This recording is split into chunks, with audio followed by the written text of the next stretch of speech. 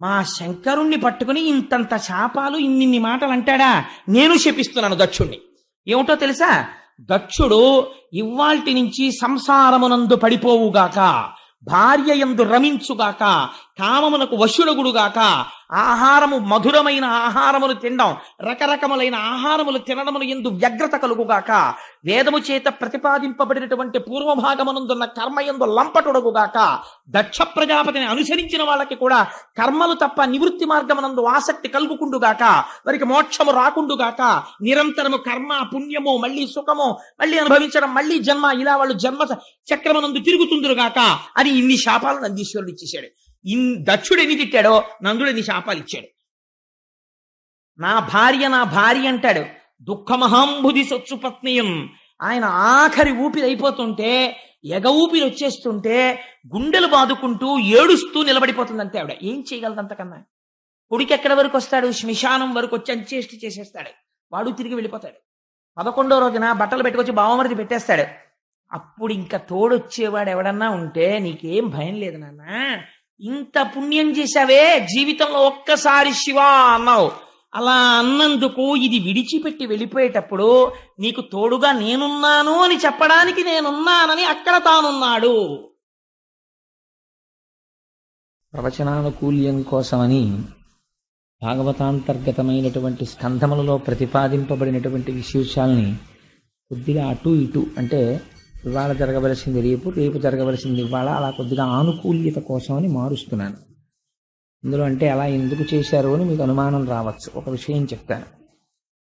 శాస్త్రంలో అంటారు, ఒక ద్వాదశి తిథి నాడు ధ్రువోపాఖ్యానాన్ని ఎవరైనా విన్నట్టయితే వాళ్ళకి చెప్పినటువంటి ఫలితం అసలు నేను వర్ణించలేను.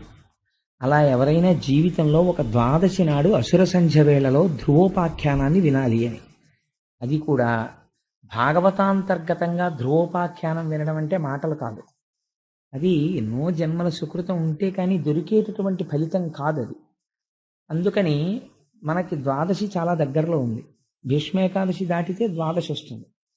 అందుకని ధ్రువోపాఖ్యానాన్ని ద్వాదశి నాటి కట్టి పెడుతున్నాను. అందుకని అయ్యో పాపం ఇంతమంది ఆతృతగా కూర్చుంటున్నారు కదా, ఆ చెప్పింది ఏదో ద్వాదశి నాడు చెప్తే, ద్వాదశి అసుర సంధ్య వేళలో ధ్రువోపాఖ్యానాన్ని వింటే ఎంతటి ఫలితం చెప్పారంటే ఇంకంతా ఇంత ఫలితం కాదు. అందుకని ఆయా తిథులకి కొన్ని కొన్ని సరిపోయేటట్టుగా సమన్వయం చేస్తున్నాం. అంటే ఇవాల్టి ప్రవచనానికి సంబంధించినంత వరకు చతుర్ముఖ బ్రహ్మగారి యొక్క శరీరంలోంచి కొంత సృష్టి జరిగింది అని మీకు నేను చెప్పాను. సృష్టి 10 విధములుగా ఉంటుంది. అండ సృష్టి, ఈశ్వరుడి సంకల్ప సృష్టి, మైథున సృష్టి, జంతు సృష్టి, ఇలా రకరకాలుగా ఉంటుంది. అందులో ఈశ్వరుడి యొక్క దేహములోంచి వచ్చినటువంటి సృష్టి కొంత ఉన్నది. అందులో 10 మంది ప్రజాపతుల్ని ఆయన తన శరీరములోంచి సృష్టించాడు. అటువంటి వారిలో ఆయన బొటనవేలులోంచి జన్మించినటువంటి వాడు దక్ష ప్రజాపతి. నేత్రములలోంచి జన్మించిన వాడు అత్రి మహర్షి. ఆ అత్రి మహర్షి యొక్క సంతానమే ఆత్రేయ సగోత్రీకులు. అందుకని ఆ బొటనవేలులోంచి జన్మించినటువంటి మహాపురుషుడు దక్ష ప్రజాపతి. ఆయన్ని తక్కువగా అంచనా వేయడానికి వీల్లేదు. ఎందుచేత అంటే 10 మంది ప్రజాపతులకు కూడా ఆయనకి నాయకత్వం ఇచ్చారు. అంటే ఆయన ఎంతటి మహానుభావుడో మీరు ఆలోచించండి. అటువంటి దక్ష ప్రజాపతికి 16 మంది కుమార్తెలు కలిగారు. ఈ 16 మంది కుమార్తెల్ని కొంతమందికి ఇచ్చి ఆయన వివాహం చేశాడు. అందులోనే మూర్తి అనబడేటటువంటి ఆవిడ గర్భము నుంచి నరనారాయణులు ఉద్భవించారు. వాళ్లే బదరీలో తపస్సు చేశారు. అందుకే బదరీకి అంత శక్తి ఎక్కడిది అంటే, ఉద్ధవుడు ఉండడం, నరనారాయణావతారం అక్కడ తపస్సు చేయడం, ప్రహ్లాదుడు అక్కడికి వెళ్ళడం, ఇలాంటి వాటి చేత బదరీ క్షేత్రానికి అంత గొప్పతనం వచ్చింది. ఇంకా మాట్లాడితే బాదరాయణుడు అని రేగిపళ్ళు ఎక్కువగా ఉండేటటువంటి వనం ఎక్కడుంటుందో అక్కడ కూర్చుని వ్యాసుడు తపస్సు చేశాడు, భాగవతాన్ని రచన చేశాడు. అందుకని ఆయనకి బాదరాయణుడు అని పేరు. బదరికావనంలో తిరిగాడు కాబట్టి. సో ఆ బదరీ క్షేత్రానికి అంత గొప్పతనం. అందుకని అటువంటి బ్రహ్మము యొక్క బొటనవేలి నుంచి ఆవిర్భవించినటువంటి దక్ష ప్రజాపతికి కలిగినటువంటి 16 మంది ఆడపిల్లల్ని అనేక మందికి ఇచ్చి వివాహం చేశారు. అనేక మందిని అంటే 16 మందికి ఇచ్చి, 16 మంది కూడా కాదు, ఎందుకంటే కొంతమందిని ఎక్కువ మందిని ఇచ్చి వివాహం చేశాడు. అలా రుద్రుడికి, శంకరుడికి ఇచ్చి తన కుమార్తె అయినటువంటి సతీదేవినిచ్చి వివాహం చేశారు. 15 మందికి సంతానం కలిగారు. కానీ శంకరుడికి సతీదేవికి సంతానం కలగలేదు. అంటే మీరు ఈ విషయం చెప్పడంలో ఒక రహస్యం ఉంటుంది. మిగిలిన వారందరూ ప్రవృత్తి మార్గమునందు నడచినవారు, అంటే అందరిలాగే సంసారం చేసి కొంతమంది బిడ్డల్ని కన్నవారు. అంటే అది తక్కువ అని నేను ప్రతిపాదన చేయడం లేదు. ప్రవృత్తి మార్గంలో వెళ్ళిన గృహస్థాశ్రమంలో ఉన్నవాడు పితృ రుణాన్ని తీర్చుకోవడం కోసమని సంతానం కనడమునందు దోషం ఏం పట్టవలసిన అవసరం ఏం లేదు. అలా అయితే ఆ మూర్తి అనబడేటటువంటి ఆవిడ వలన ఆ నరనారాయణ అవతారము వచ్చేటటువంటి అవకాశమే లేదు కదా. అందుచేత కానీ శివుడికి సతీదేవికి కలిసి సంతానం కలగలేదు. కారణం ఏమిటంటే శంకరుడు సాక్షాత్తుగా బ్రహ్మము. అటువంటి బ్రహ్మమైనటువంటి వాడికి మళ్ళీ పిల్లలు హడావిడి ఎక్కడుంటుంది? అలా జన్మించవలసినటువంటి అవసరం ఉంటే 2 సందర్భాల్లో జన్మించారంతే. అందుకే అసలు శివ కుటుంబమే చాలా గమ్మత్తుగా ఉంటుంది. పార్వతీదేవి నలుగులోంచి వచ్చినటువంటి వాడు గణపతి. పరమశివుని యొక్క తేజస్సులోంచి ఉద్భవించిన వాడు కుమారస్వామి. వాళ్ళిద్దరి యొక్క లౌకికమైన మైథున సంబంధమునకు సంతానం ఉండదు. ఎందుచేత అంటే వాళ్ళు పరబ్రహ్మస్వరూపులు కనుక. అటువంటి తత్వము కలిగినటువంటి శంకరుడు, దక్ష ప్రజాపతి చాలా అనుకూలంగా చాలా సంతోషంగా ఉండేవారు. అలా ఉంటున్నటువంటి సందర్భంలో ఒకానొకప్పుడు ప్రజాపతులందరూ కలిసి సత్రయాగం చేశారు. అది చాలా గొప్ప దీర్ఘ సత్రయాగం. మీకు సత్రయాగం అంటే ఏమిటో మొట్టమొదటి రోజున చెప్పాను. ఎవరైతే ఋత్విక్కులుగా ఉంటారో వాళ్లే యజమానులుగా కూడా ఉండేటటువంటి ఆ యాగమునకు సత్రయాగమని పేరు. అటువంటి సత్రయాగం చేస్తున్నారు ప్రజాపతులు. చేస్తుంటే అక్కడికి చతుర్ముఖ బ్రహ్మగారు కూడా వెళ్ళారు. బ్రహ్మగారు కనపడితే అందరూ కూడా నమస్కారం చేస్తారు. ఎందుచేత అంటే ఆయన సృష్టికర్త, పెద్దవాడు ఇంటికి. ఇప్పుడు ఇంటికి పెద్ద ఆయన ఉన్నాడు అనుకోండి, ఒక శుభలేఖ ఆయన పేరు మీద వేస్తారు. అంటే నిజంగా ఆయన ఏం డబ్బంతా పెట్టేశాడనో లేకపోతే ఆయన వెళ్ళిపోయి పిలుపులన్నీ పిలిచేశాడనో కాదు, అది మర్యాద. ఇంటి పెద్ద పేరు మీద శుభలేఖ వేస్తారు. అలా చతుర్ముఖ బ్రహ్మగారు సృష్టికర్త, అందుచేత ఆయన పేరు చెప్తే గౌరవిస్తారు, ఆయన కనపడితే గౌరవిస్తారు. తప్పించి బ్రహ్మగారు అవమానపడ్డం అన్నది ఉండదు. అసలు మనకి శాస్త్రంలో ఏదైనా ఆపద వస్తే అందరూ ముందు బ్రహ్మగారి దగ్గరికి ఎడుతుంటారు. అంటే ఇంటి పెద్దని ఎలా ఆదరించాలో, ఇంటి పెద్దని ఎలా గౌరవించాలో మన పురాణం చెప్తుంది. నువ్వు కూడా లౌకికంగా తెలుసుకోవలసింది ఏమిటి అంటే అనుభవజ్ఞుడైనటువంటి నీ తండ్రిని లేదా నీ తాతని గౌరవించి వారి దగ్గర తెలుసుకోవాలి విషయాలు. అందుచేత చతుర్ముఖ బ్రహ్మగారు వెళ్ళి అక్కడ కూర్చుంటే అందరూ లేచి నిలబడ్డారు, చాలా సంతోషించారు, కూర్చున్నారు. ఆ సభలో పరమశివుడు కూడా ఉన్నాడు. పరమశివుడు కూడా ఉన్నటువంటి సందర్భంలో అది చాలా బ్రహ్మాండమైన సభ, సామాన్యమైన సభ కాదు. అందులో ప్రజాపతులున్నారు, ఋషులున్నారు, మహర్షులున్నారు, బ్రహ్మర్షులున్నారు, వీళ్ళందరూ కూర్చునున్నారు. ఆ సభ గురించి పోతన గారు ఒక అద్భుతమైనటువంటి పద్యం రాశారు. సరసిజ గర్భ యోగిజన సర్వ స్వపూర్వ మునీంద్ర హవ్యభు పరమ ప్రజాపతులందరూ భక్తిమయించనుదించియుండగా అత్తరణి సమాన తేజుడగు దక్షుడు వచ్చిన తత్సభాసదుల్ తరమిడి లేచిరప్పుడు పితామహ భర్గులు తప్ప అందరున్ అన్నారు. ఇందులో దక్షయజ్ఞ ధ్వంసం అనేటటువంటిది చాలా గమ్మత్తైనటువంటి ఆఖ్యానం. ఎందుకంటే మనకి ఘోరమైనటువంటి పాపాల జాబితాలో కొన్ని చెప్తారు. అందులో చాలా ఘోరాతి ఘోరమైనటువంటి పాపాలు శిశుహత్య, బ్రహ్మహత్య, భ్రూణహత్య, సురాపానం, ఆ తర్వాత గురుతల్పగతుడు కావడం. అంటే గురువుగారు పడుకునేటటువంటి మంచం మీద వారి భార్య గారు ఉండగా పడుకున్న నోట్లో ఉచ్చరించడానికి కూడా అసహ్యకరమైన విషయాలు. అలాంటివి బ్రహ్మ హేమహారీచ సురాపో గురుతల్పక అని దేవి భాగవతంలో వర్ణిస్తారు. పంచమహాపాతకాలంటే ఏమిటో. సరే, అటువంటి మహాపాతకములు ఉంటాయి కొన్ని. అటువంటి మహాపాతకముల జోలికి, మహాపాపముల జోలికి ఎవరు వెళ్ళరు. అందులో ఒకటి ఏమిటంటే చాలా భయంకరమైన పాపం యజ్ఞ ధ్వంసం. యజ్ఞాన్ని ధ్వంసం చేయకూడదు. కానీ శంకరుడు ఒక యజ్ఞాన్ని ధ్వంసం చేశాడు. అదే దక్షయజ్ఞ ధ్వంసము అంటారు. దక్షయజ్ఞ ధ్వంసం చేస్తే దానికి బ్రహ్మరథం పట్టారు వ్యాసుల వారు, దానికి బ్రహ్మరథం పట్టారు పోతన గారు. అదేమిటండి యజ్ఞధ్వంసం? అసలు గొప్ప కథ ఎందుకు అవుతుంది? దాన్ని భాగవతంలో రాయడం ఏమిటి? దాన్ని మనం వినడం ఏమిటి? అది చెప్పుకోవడం ఏమిటి? దానివల్ల పుణ్యం వస్తుందా, పాపం వస్తుందా? అంటే ఇది నువ్వు వింటే ఎంత గొప్ప ఫలితం వస్తుందో ఆఖరణ చెప్తారు. యజ్ఞధ్వంసం అనేటటువంటిది వచ్చి ఒక పెద్ద అధ్యాయం కింద, ఒక పెద్ద కథ కింద, ఒక వినవలసిన విషయం కింద మారిపోయింది. అది ఎలా జరిగిందో చూడండి. సరసిజ గర్భ అంటే బ్రహ్మగారు సభలో కూర్చునున్నారు. కూర్చునుండగా ఆ సభలో కూర్చున్నటువంటి వాళ్ళెవ్వరూ కూడా సామాన్యులైనటువంటి వాళ్ళు కారు. హవ్యభు పరమ ఋషీంద్ర ప్రజాపతులందరూ భక్తి మిగించనుదించి ఉండగా, అందులో ఋషులు కూర్చున్నారు, ప్రజాపతులు కూర్చున్నారు, అందరూ కూర్చునున్నారు. అందరూ కూర్చునుండగా అత్తరణి సమాన తేజుడగు దక్షుడు వచ్చిన. అప్పుడు ఆలస్యంగా సభలోకి దక్ష ప్రజాపతి వచ్చారు. దక్ష ప్రజాపతి వస్తుంటే ఎలా ఉన్నాడో పోతన గారు చెప్పారు. అత్తరణి సమాన తేజుడగు. సూర్యుడు భూమండలం మీదకి దిగిపోయి దొర్లి వస్తే, నడిచి వస్తే ఎలా ఉంటుందో అలా ఉన్నాడు. అంతటి తేజోమూర్తి. ఆయన కత్తి చేత కూడా నరకబడడం, అంతటి మంత్రభూయిష్టం శరీరమైంది. అటువంటి అత్తరణి సమాన తేజుడగు దక్షుడు వచ్చిన తత్సభాసదులు తరమిడి లేచిరప్పుడు గభాలను లేచిపోయారంతే. అయ్యో ఎవరో వచ్చారు, ఎవరండి ఆయన అని ఎవరు అడగలేదు. అందరూ దక్షుణ్ణి చూడగానే, అంటే ఆ తేజస్ అటువంటిది.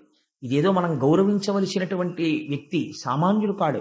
కాబట్టి వెంటనే లేచిపోదామని సభాసదులు తరమిడి లేచిరప్పుడు అందరూ లేచి నిలబడ్డారు. ఇద్దరు మాత్రం లేవలేదన్నారు. ఎవరా లేవని వాళ్ళు? పితామహ అంటే పితామహుడు అంటే బ్రహ్మగారు లేవలేదు. భర్గులు తక్క ఎందరున్. శంకరుడికి ఒక చిత్రమైన నామం వేసేశారు.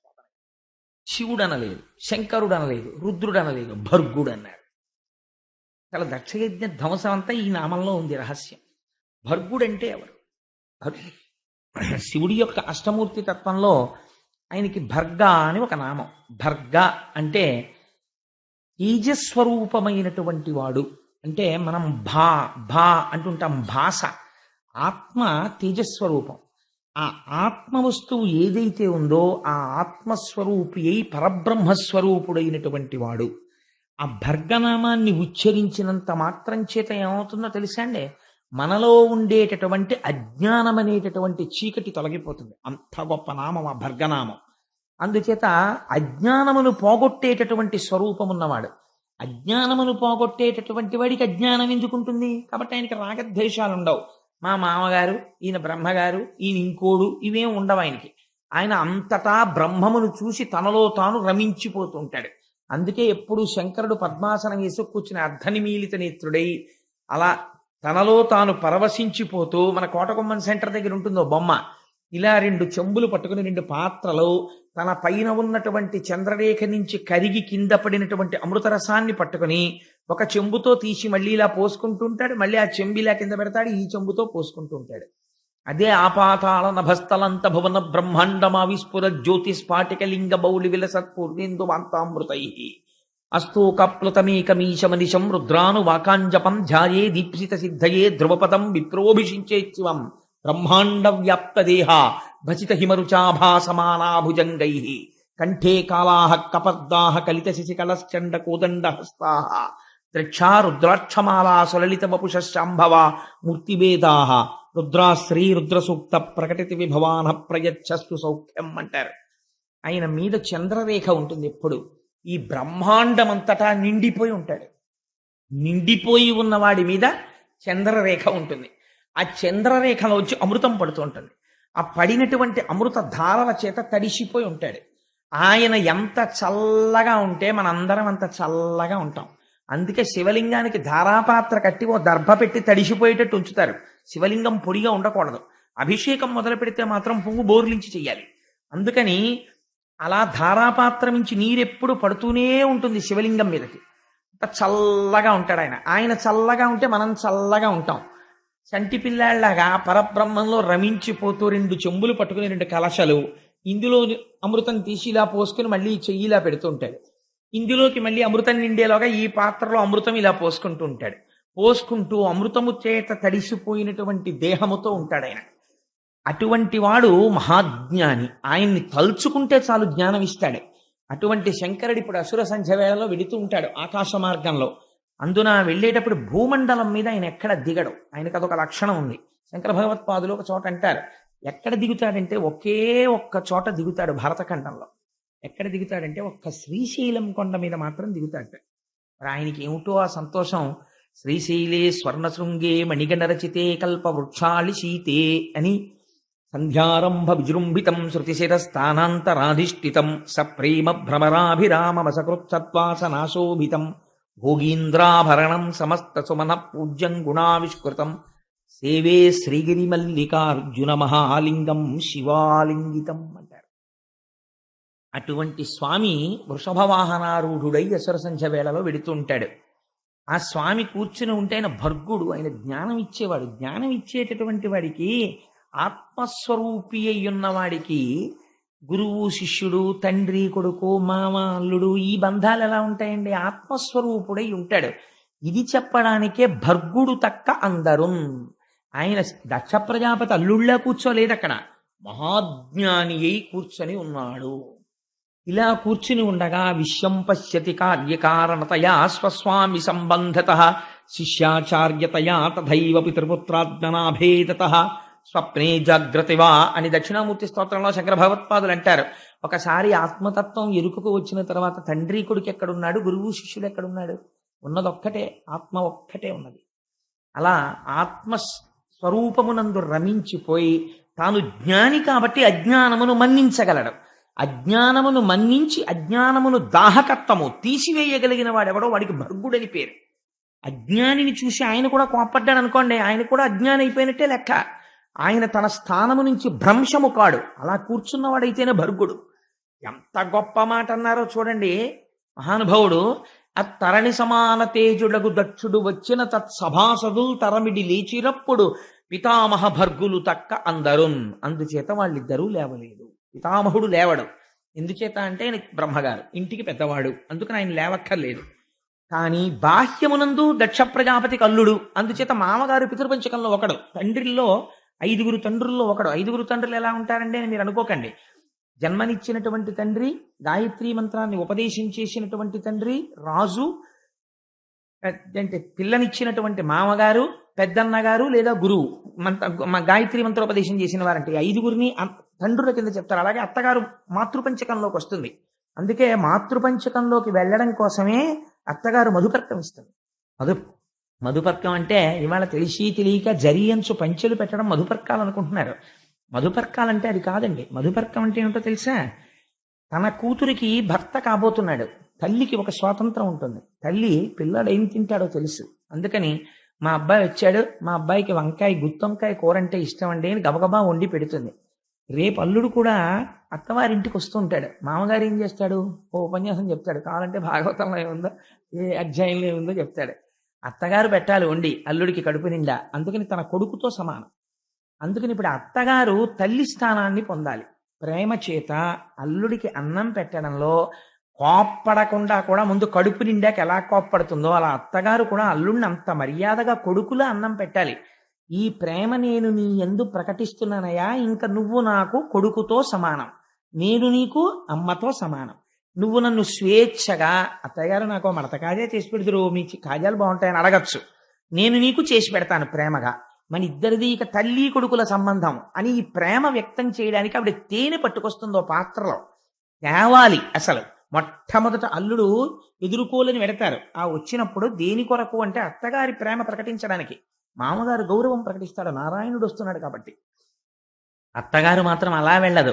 ఈవిడ లక్ష్మిగా వెళ్ళదు, ఈవిడ తల్లిగా వెడుతుంది. వెళ్ళి చిన్న గిన్నెతో తేనె పట్టుకెళ్ళి అరచేతిలో తేనె వేస్తుంది. వేస్తే అల్లుడు సంతోషంగా తేనె తీసుకుని అత్తగారి కాళ్ళకి నమస్కారం చెయ్యాలి. అమ్మా, మిమ్మల్ని మాతృపంచకంలోకి తీసుకున్నాను, ఇవాళ నుంచి మీరు మా అమ్మ అని. దాన్ని మధుపర్కం అంటారు వివాహంలో. అంతేగాని జరియంచు పంచట్లేదు, ఇంత అంచు లేదండి మా అల్లుడికి అని దెబ్బలాడుకోవడానికి మధుపర్కం కాదు. మధుపర్కం అంటే అలా పుచ్చుకున్నది మధుపర్కం. దానివల్ల ఆ శోభ కలుగుతుంది, ఆ ఆత్మీయత కలుగుతుంది. అందుకని ఇక్కడ ఈ అల్లుడు మామ సంబంధం విషయంలో దక్షుడికుందేమో మనసులో, శివుడికి లేదు. ఎందుచేత ఆత్మస్వరూపి అయి ఉన్నాడు.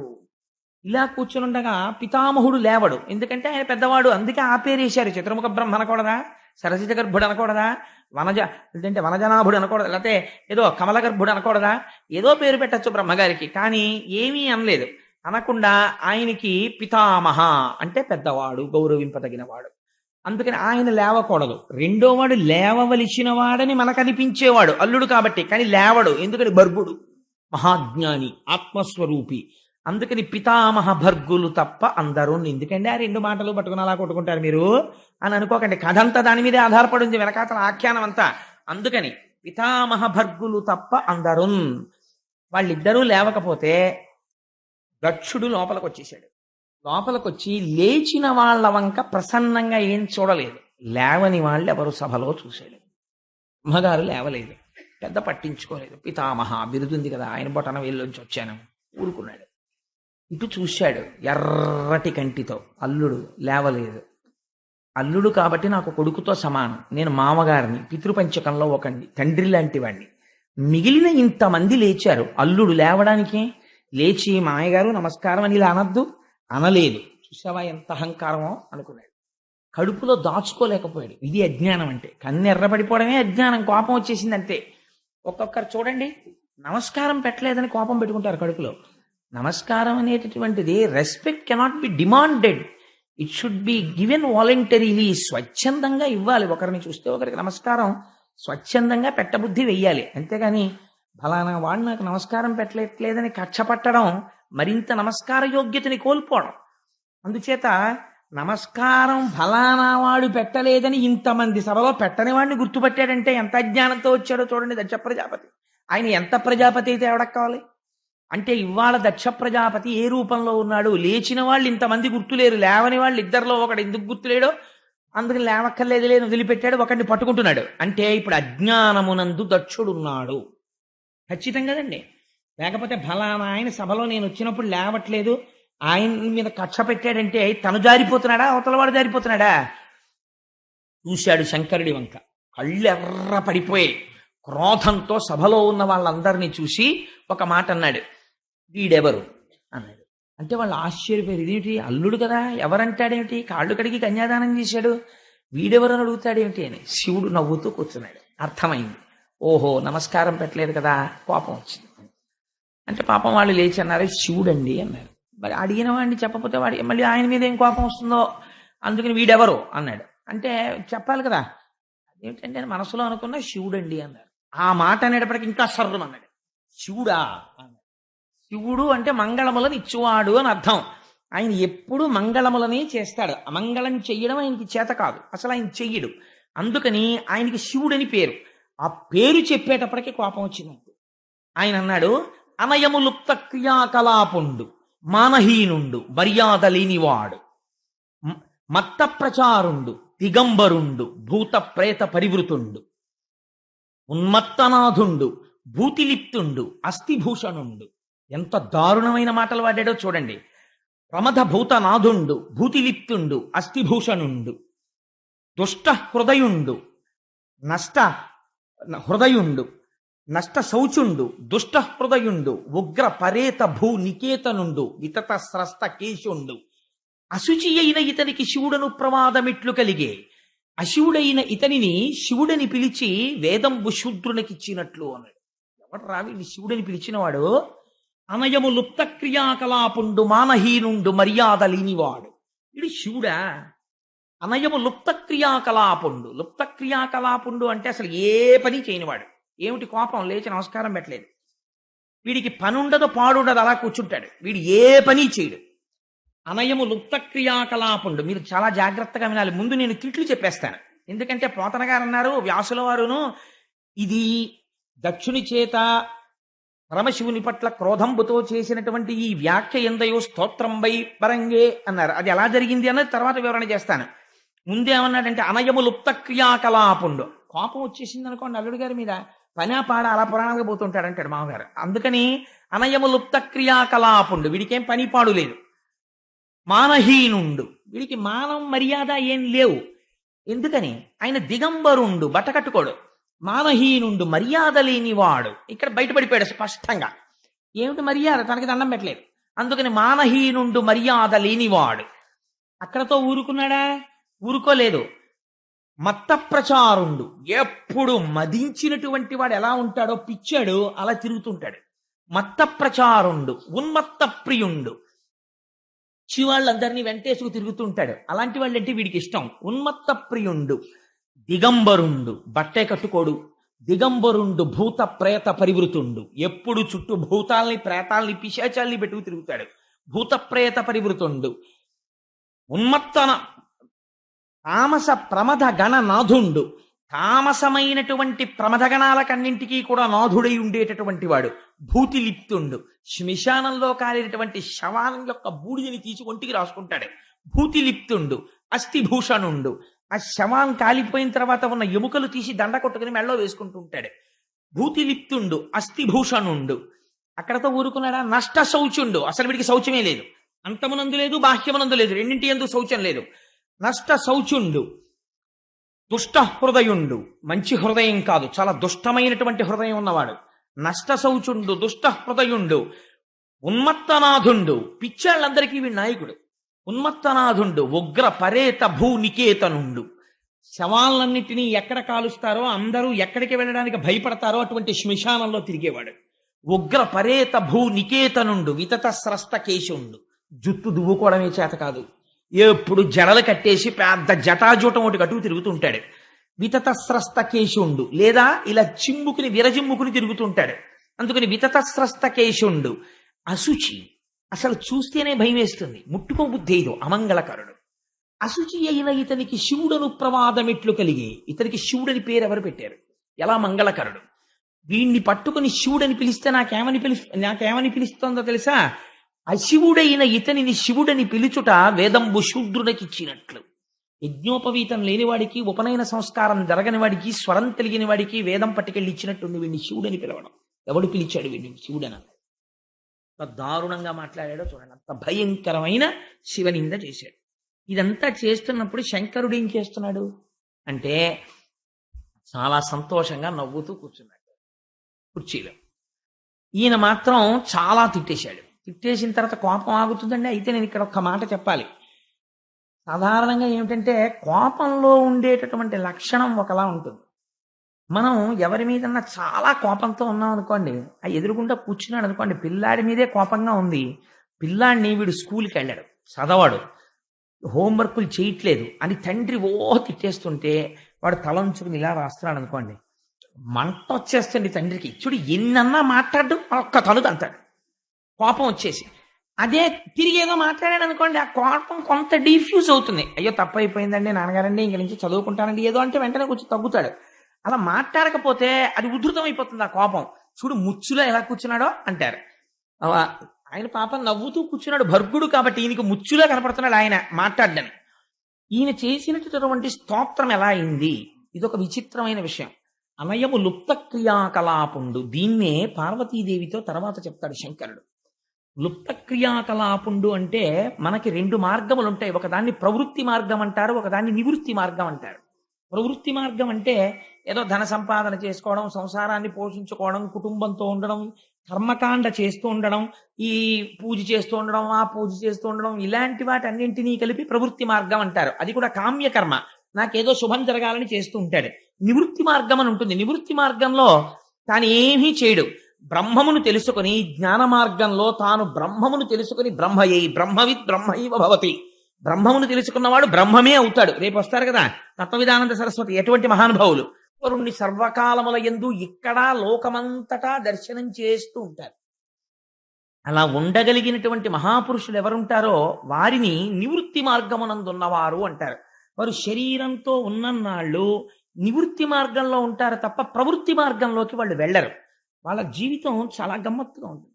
అది సామాన్యుడికి అందదు. అందుకే ఎప్పుడు నివృత్తి మార్గమునందు పతాక స్థాయికి వెళ్ళిపోయినటువంటి ఒక మహాజ్ఞానితో మీ జీవితాన్ని మీరు పోల్చి చూసుకొని వారితో నడువడి అలా నడుద్దామని మీరు ప్రయత్నము చేయకూడదు. మీకు ఒక ఉదాహరణ చెప్తాను. నివృత్తి మార్గం అంటే ఎంత భయంకరంగా ఉంటుందో. ఆ స్థాయికి వెళ్ళిన వాడికి అది చాలా హాయిగా ఉంటుంది, అలా వెళ్ళని వాడికి దాన్ని అనుకరించలేడు.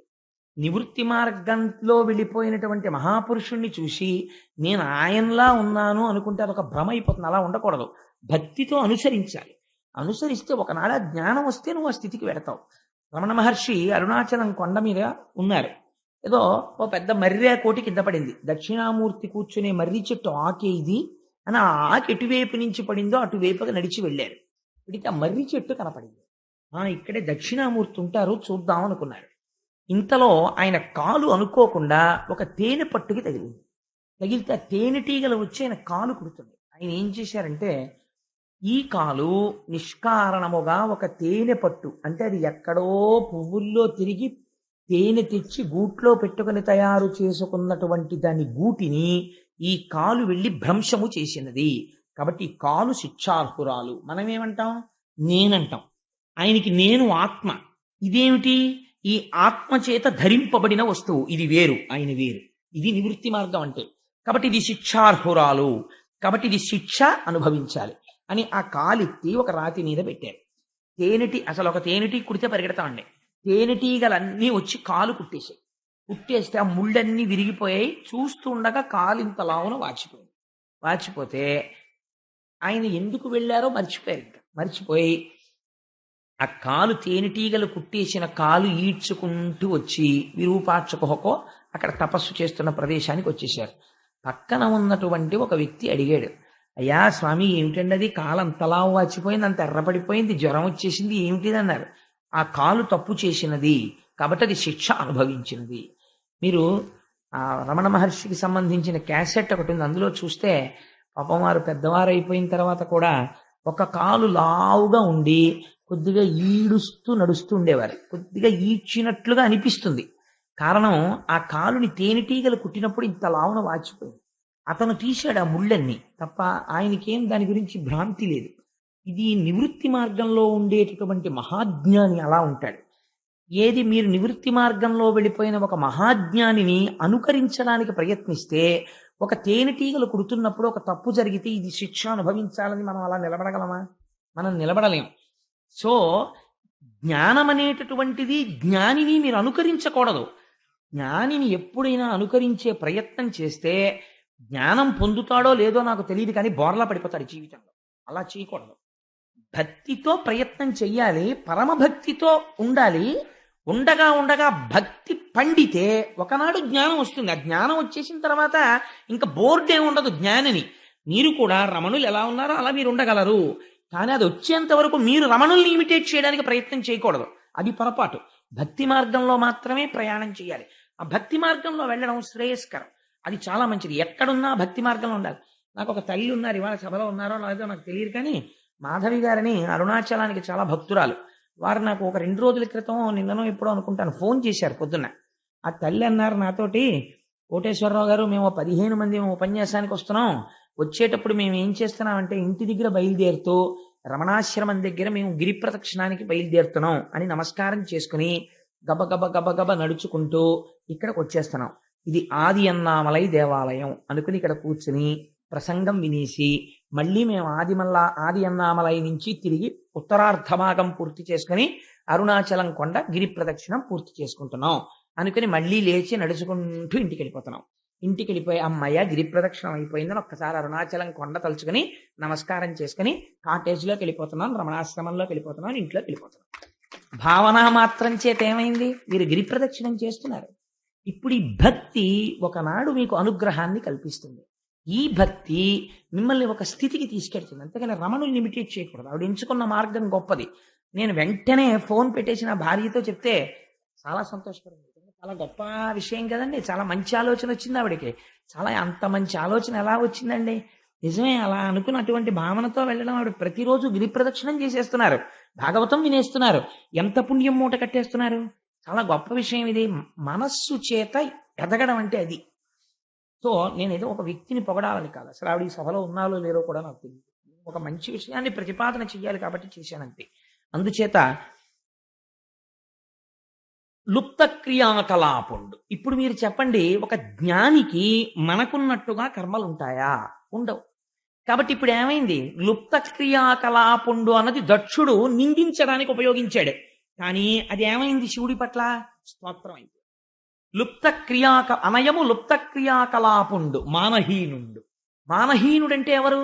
శరీరము మీద భ్రాంతి ఉందనుకోండి, ఇది నా శరీరం అనిపిస్తే దీనికి మంచి ప్యాంట్ వేద్దాం, దీనికి మంచి చొక్కా తొడుగుదాం, మంచి పౌడర్ రాసుకుందాం, అలా ఉందాం, ఇలా ఉందాం, ఇలా టై కట్టుకుందాం, ఇలా కోట్ వేసుకుందాం, అన్ని కోరికలు వస్తాయి.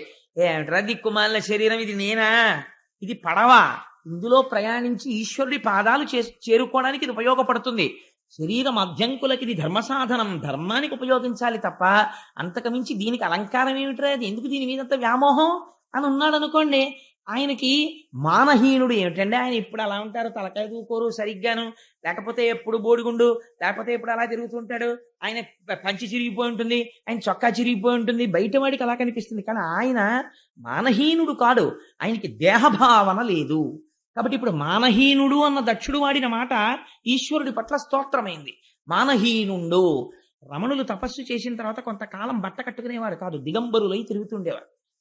ఎవరో ఒకరు అడిగారు, భగవన్ నీకు దేహభావన లేదు, కానీ లోకం ఒకటి ఉంది కదా, ఇంకా అది ఎదగలేదు కదా, అందుకని మీరు కనీసం ఒక గోచీ పెట్టుకుంటే బాగుంటుంది. ఆల్ రైట్, లోకం, నేను ఒక గోచీ పెట్టుకుంటే లోకానికి బాగుంటే అది పెట్టుకోవడం వల్ల చిన్న నష్టం ఏమిటి, అలాగే పెట్టుకుంటాను, గోచీ పెట్టుకుంటాను.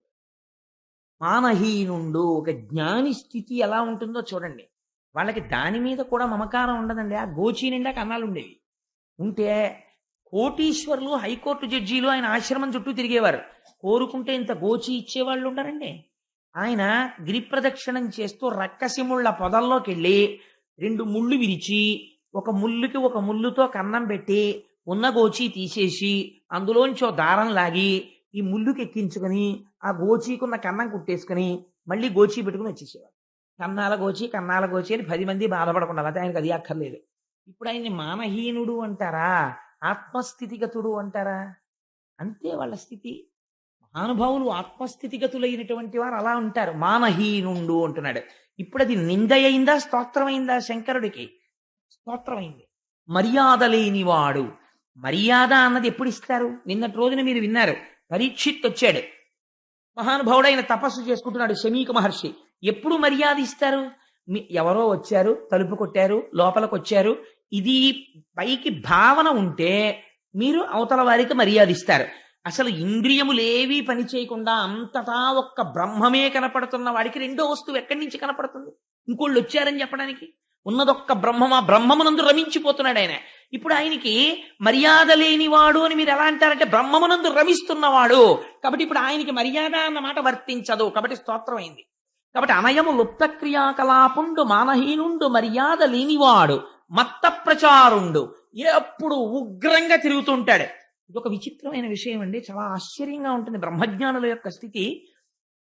కావ్యకంఠ గణపతి మునిని అరుణాచలంలో తిరుగుతుండేవారు. పరమశివుడికి గురించి చెప్పేటప్పుడు అరుణాచలాన్ని అనుసంధానం చేస్తే ఆ నామము విన్నంత మాత్రము చేత పాపములు పటాపంచలవుతాయి. అందుకని అరుణాచలాన్ని ఎక్కువ కలుగుతున్నాను ఇవాళ. కావ్యకంఠ గణపతి ముని కంచిలో ఉండేవారు. అమ్మవారి దర్శనం అయింది ఆయనకి. కంచి కామాక్షీదేవి ప్రత్యక్షమై నువ్వు నా దర్శనము నీవు పొందడం వల్ల నువ్వు సమస్త శక్తులు నీ స్వాధీనమయ్యాయి, కానీ నువ్వు ఇక్కడ ఉండకు, అరుణాచలం వెళ్ళిపో, పిచ్చివాడు తిరిగినట్టు తిరుగుతుండు అంటే. ఆయన నడుస్తుంటే, ఆయన చూస్తుంటే ఎలా ఉండేదంటే, కావ్యకంఠ గణపతి మీద కాదు, శేషాద్రి స్వామి వారు తిరుగుతుంటే అందరు అనుకునేవారు, ఏమిటో బాబా అంత ఉగ్రంగా ఉంటాడు, అలా తిరుగుతుంటాడు అనుకునేవారు. ఆయన తనకున్న శక్తులు బయటపడకుండా ఇలా కూర్చుని ఉండేవారు ఎప్పుడు. ఇప్పటికీ మీకు అరుణాచలంలో కొన్ని క్యాంటీన్స్ లో కనపడతాయి, వారి పేరు మీద ఆశ్రమం ఉంది. ఇప్పటికీ రాత్రింబవళ్ళు ఆ సమాధిలోంచి శక్తి తరంగాలు బయటికి ప్రసారం అవుతూ ఉంటాయంటారు. ఈసారి నాతో వచ్చిన వాళ్ళు 100 మంది అరుణాచలంలో శేషాద్రి స్వామి కాటేజెస్ లోనే ఉన్నారు. అందుచేత ఉన్మత్త ప్రియుండు. ఇప్పుడు చెప్పండి, మత్త ప్రచారుండు. ఆయన ఎలా ఉంటాడు చూడ్డానికి? ఉగ్రంగా తిరుగుతున్నట్టు ఉంటాడు. కారణం ఏమిటి? అసలు బాహ్య సంబంధం ఏమీ లేదు. ఎప్పుడు బ్రహ్మమునందు రమించిపోతూ ఆనందంతో తిరిగేస్తుంటాడు. వెర్రి ఆనందంలో ఉన్నాడు అనుకోండి, వాడు పిచ్చాళ్ళే ఉంటాడు. మీరు ఎప్పుడైనా చూడండి, ఓ పిల్లాడు ఎక్స్పెక్ట్ చేయలేదు, వాడు అసలు ఎప్పుడు నోరు విప్పి మాట్లాడ్డాడు, ఎప్పుడు చూసినా ఇలా రైటింగ్ ప్యాడ్ ఎట్టుకుని ఇలా లెక్కలు చేసేస్తుంటాడు. ఆ పిల్లాడికి తండ్రి ఫోన్ చేశాడు, ఒరే హైదరాబాద్ నుంచి ఇప్పుడే తెలిసింది న్యూస్, ఎంసెట్ లో నీకు స్టేట్ ఫస్ట్ వచ్చిందని. ఎప్పుడు నోరెత్తిని మాట్లాడని పిల్లాడి అపార్ట్మెంట్ లో ఒక్కసారి ఆహూ ఆహా అని అరిచాడు.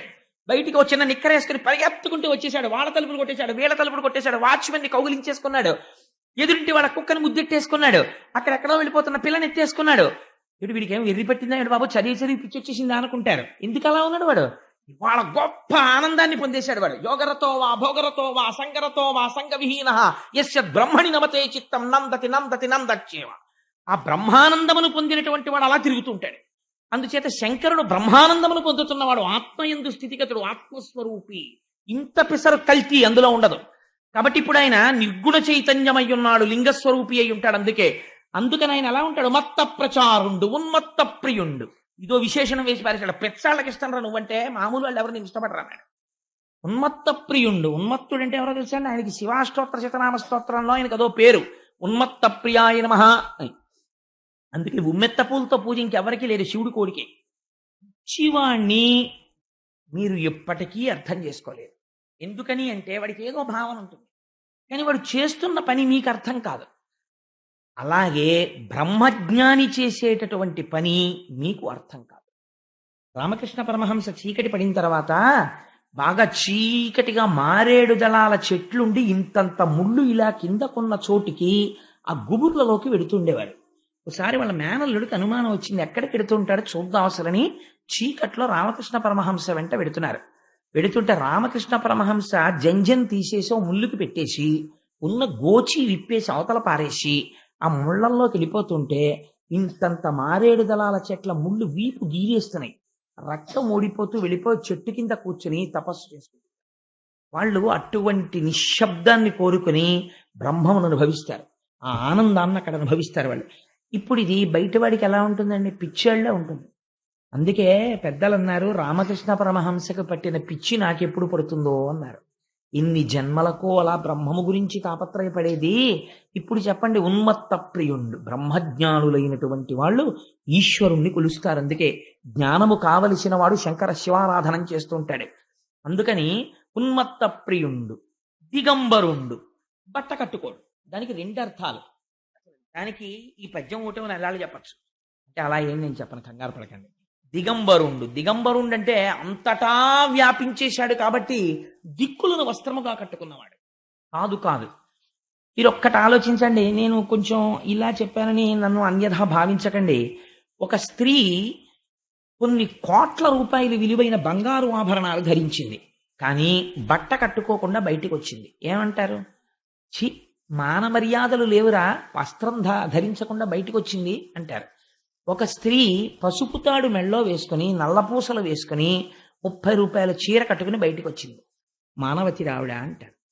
ఎందుచేత అంటే ఈ శరీరము వేరొకరిని గౌరవించవలసి, ఈ శరీరము వేరొకరిని ఆకర్షిస్తోంది అన్న భావన ఉన్నంత కాలము దీనికి వస్త్రం అవసరము.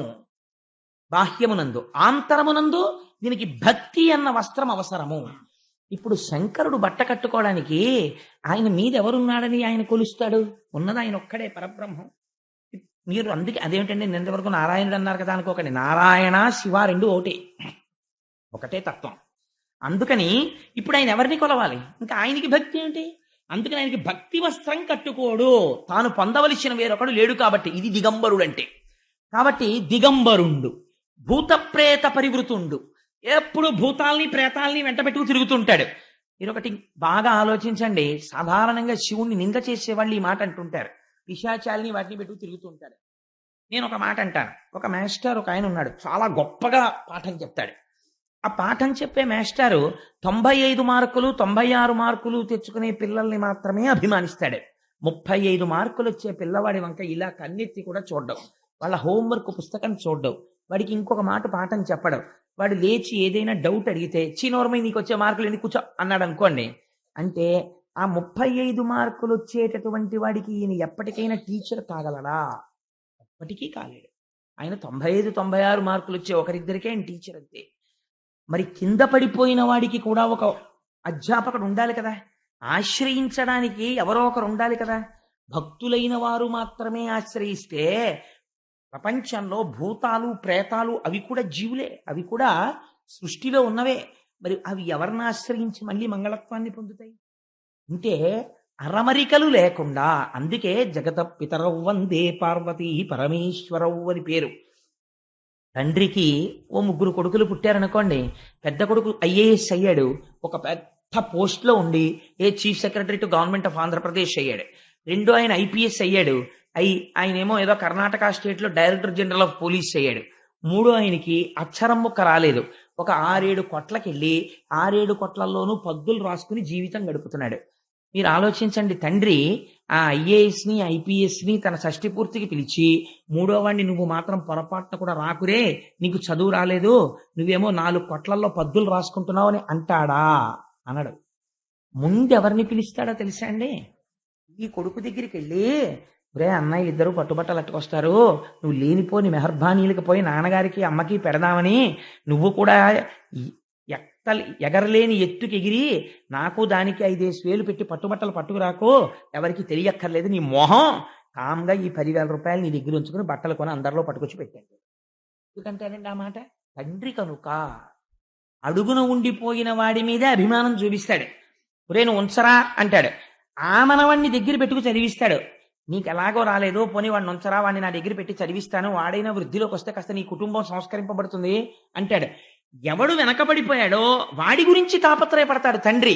భూతప్రేత పరివృతుండు ఇది జగత పితరవ్వంది. భూతప్రేతాలకి కూడా తన ఆశ్రయమై ఉంటాడు. ఎంతటి విశాల హృదయుడు నా స్వామి. అందుకని భూత ప్రేత పరివృతుండు. ఇప్పుడు స్తోత్రమైందా నిందైందా ఆయనకది? ఉగ్ర పరేత భూ నికేతనుండు. శ్మశానాల్లో తిరుగుతుంటాడా ఆయన అన్నారు. నేను కొన్ని విధులు పెట్టేస్తున్నాను, ఎందుకంటే ఇప్పుడు నేను అన్ని మాటికి వ్యాఖ్యానం చేస్తూ కూర్చుంటే ఎప్పటికవుతుంది భాగవతం. అందుకని ఉగ్ర పరేత భూనికేతనుండు, శ్మశానంలో ఉంటాడు. ఇదొక మాట. రుద్రుడు శ్మశానవాసి, శివుడు శ్మశానవాసి, కాబట్టి పూజ చేయకెళ్ళలేదు. ఆల్ రైట్, నేను ఒక మాట అంటాను, మీరు ఆలోచించండి. శ్మశానము దేని వల్ల అపవిత్రము? శవాలు పెడతాయి కాబట్టి అమంగళము.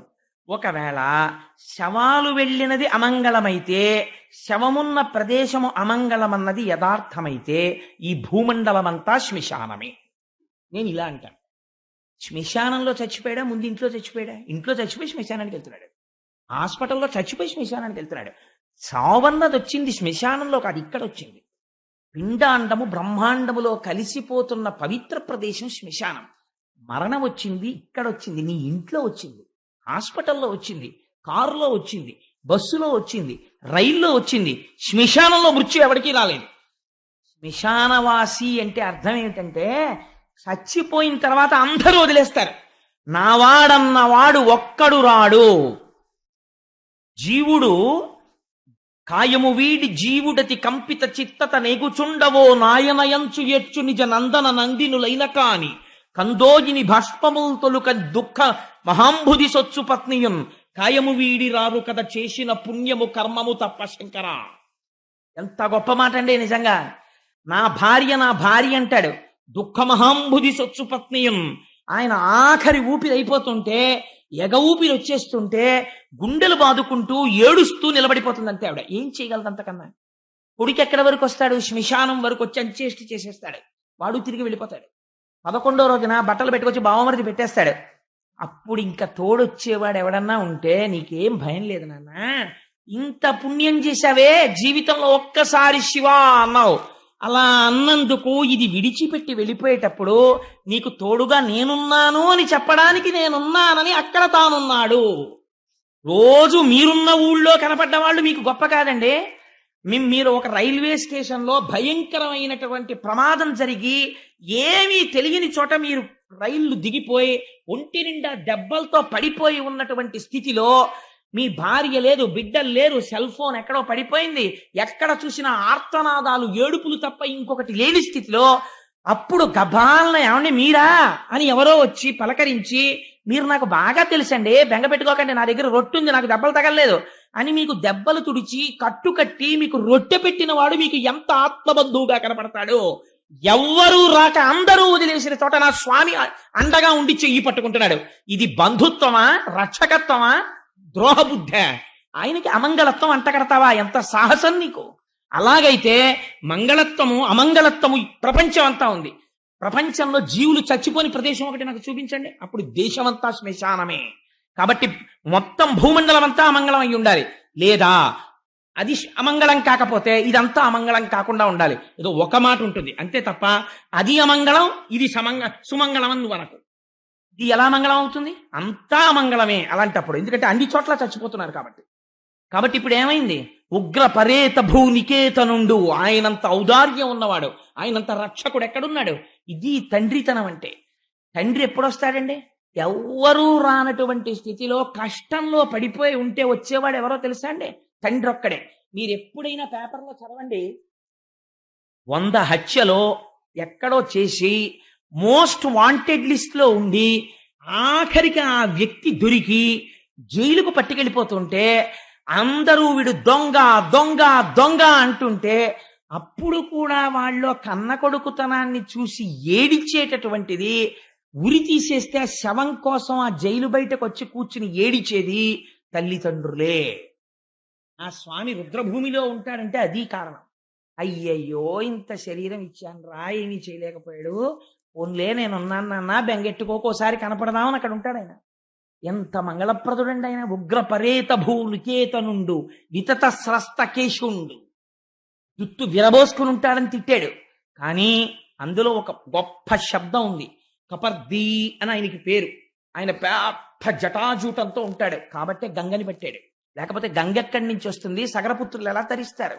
అటువంటి వాడు, ఆ వ్యోమకేశుడైనటువంటి వాడు ఎవరున్నాడో మీకు ఒక మాట చెప్పనండి. తీర్థయాత్ర చేసేటప్పుడు తీర్థయాత్ర ఫలితములు మీకు రావు. ఎందుకో చెప్పనా? మీరు ఒక నదీ స్నానానికి ఎడతారు, నేను స్నానం చేశాను అనుకుంటారు, మీకు ఆ ఫలితం ఇవ్వరు. ఎందుకు ఇవ్వరంటే నదీ స్నానం చేసేటప్పుడు నియమం ఉంది. ఒక మంత్రం చెప్తూ గట్టునున్న ఇసుక తీసి నదిలోకి విసిరి స్నానం చేయాలి.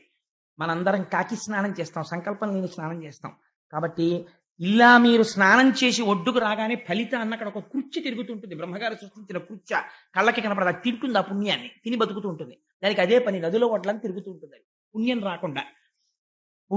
రాకుండా మీ పుణ్యాన్ని తినేసేటటువంటి కృత్య మీరు నదులలో స్నానం చేసినప్పుడు మీకు ఆ శ్లోకాలు తెలియవు, మీకు ఆ మంత్రాలు తెలియవు. తెలియకపోయినా మీరు ఒక క్షేత్రాన్ని దర్శనం చేసి విడిచిపెట్టేసే ముందు కపర్దీ అన్నారనుకోండి, శంకరుడి జటాజూటం తలుచుకుని నమస్కారం చేస్తే మీరు వెళ్ళినటువంటి ఆ క్షేత్ర ఫలితమును కృత్య ముట్టుకోలేదు, మీ పుణ్యం మీకే ఉంచుతాడు. ఇప్పుడు ఇది పవిత్రమా అపవిత్రమా? ఆయన జుట్టు ఇంతటి పవిత్రత కలిగినటువంటి జటాజూటం. కాబట్టి వితతస్రస్తకేశుండు అని ఇన్ని మాటలని ఆ కర్ణం ఒక మాట అన్నాడు, అశివుడు. అసలు శివుడు ఏమిటి అయినా? అశివుడు అన్నాడు. మంగళప్రదుడు కానివాడిలా పైకి కనపడతాడు, కానీ ఆయన చేసేవన్నీ మంగళాలే. పైకి అమంగళంగా కనపడతాడు, కానీ అన్ని మంగళప్రదమైన పనులే చేస్తాడు. అశివుడైన ఇతనికి శివుడను ప్రమాదమిట్లు కలిగే అని ఇన్ని మాటలంటే నిజంగా మంగళం చేసేవాడే కాబట్టే, అంత మహాజ్ఞాని కాబట్టి. ఇన్ని అన్న తర్వాత తిరగబడిపోయాడు అనుకోండి శివుడు కూడా, అప్పుడు ఇంకా మీకు శివుడిని పట్ల నింద స్తోత్రం ఎలా అవుతుంది? అందుకే ఆయన ఏమీ అనలేదు, అలా నవ్వుతూ కూర్చున్నాడంతే. దూషణ భూషణ రెండు ఒక్కలాగే ఉంటాయి వాళ్ళకి. అలా ఉండగలగడం చాలా గొప్ప విషయం అండి. దీనుల ఎడల దీనులు ఒక ఎక్స్ట్రీమ్, తనను ద్వేషించి మాట్లాడేటటువంటి వారి పట్ల, ఇద్దరి పట్ల, పూజనీయత పట్ల, దీనుల పట్ల ఏకకాలమునందు సమానంగా ఉండగలిగినటువంటి లక్షణము కేవలము బ్రహ్మమునకుంటుంది, బ్రహ్మమును అనుభవించిన వాడికి ఉంటుంది. ఇదో చిత్రమైనటువంటి విషయం.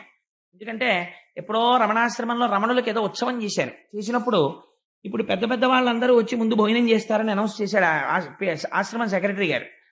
అదేంటి బైరాగులు వాళ్ళు బయట కూర్చున్నారు భోజనానికి, బైరాగులకి తర్వాత పెడతారు, ముందు పెద్దవాళ్ళందరూ భోజనం చేస్తారన్నారు.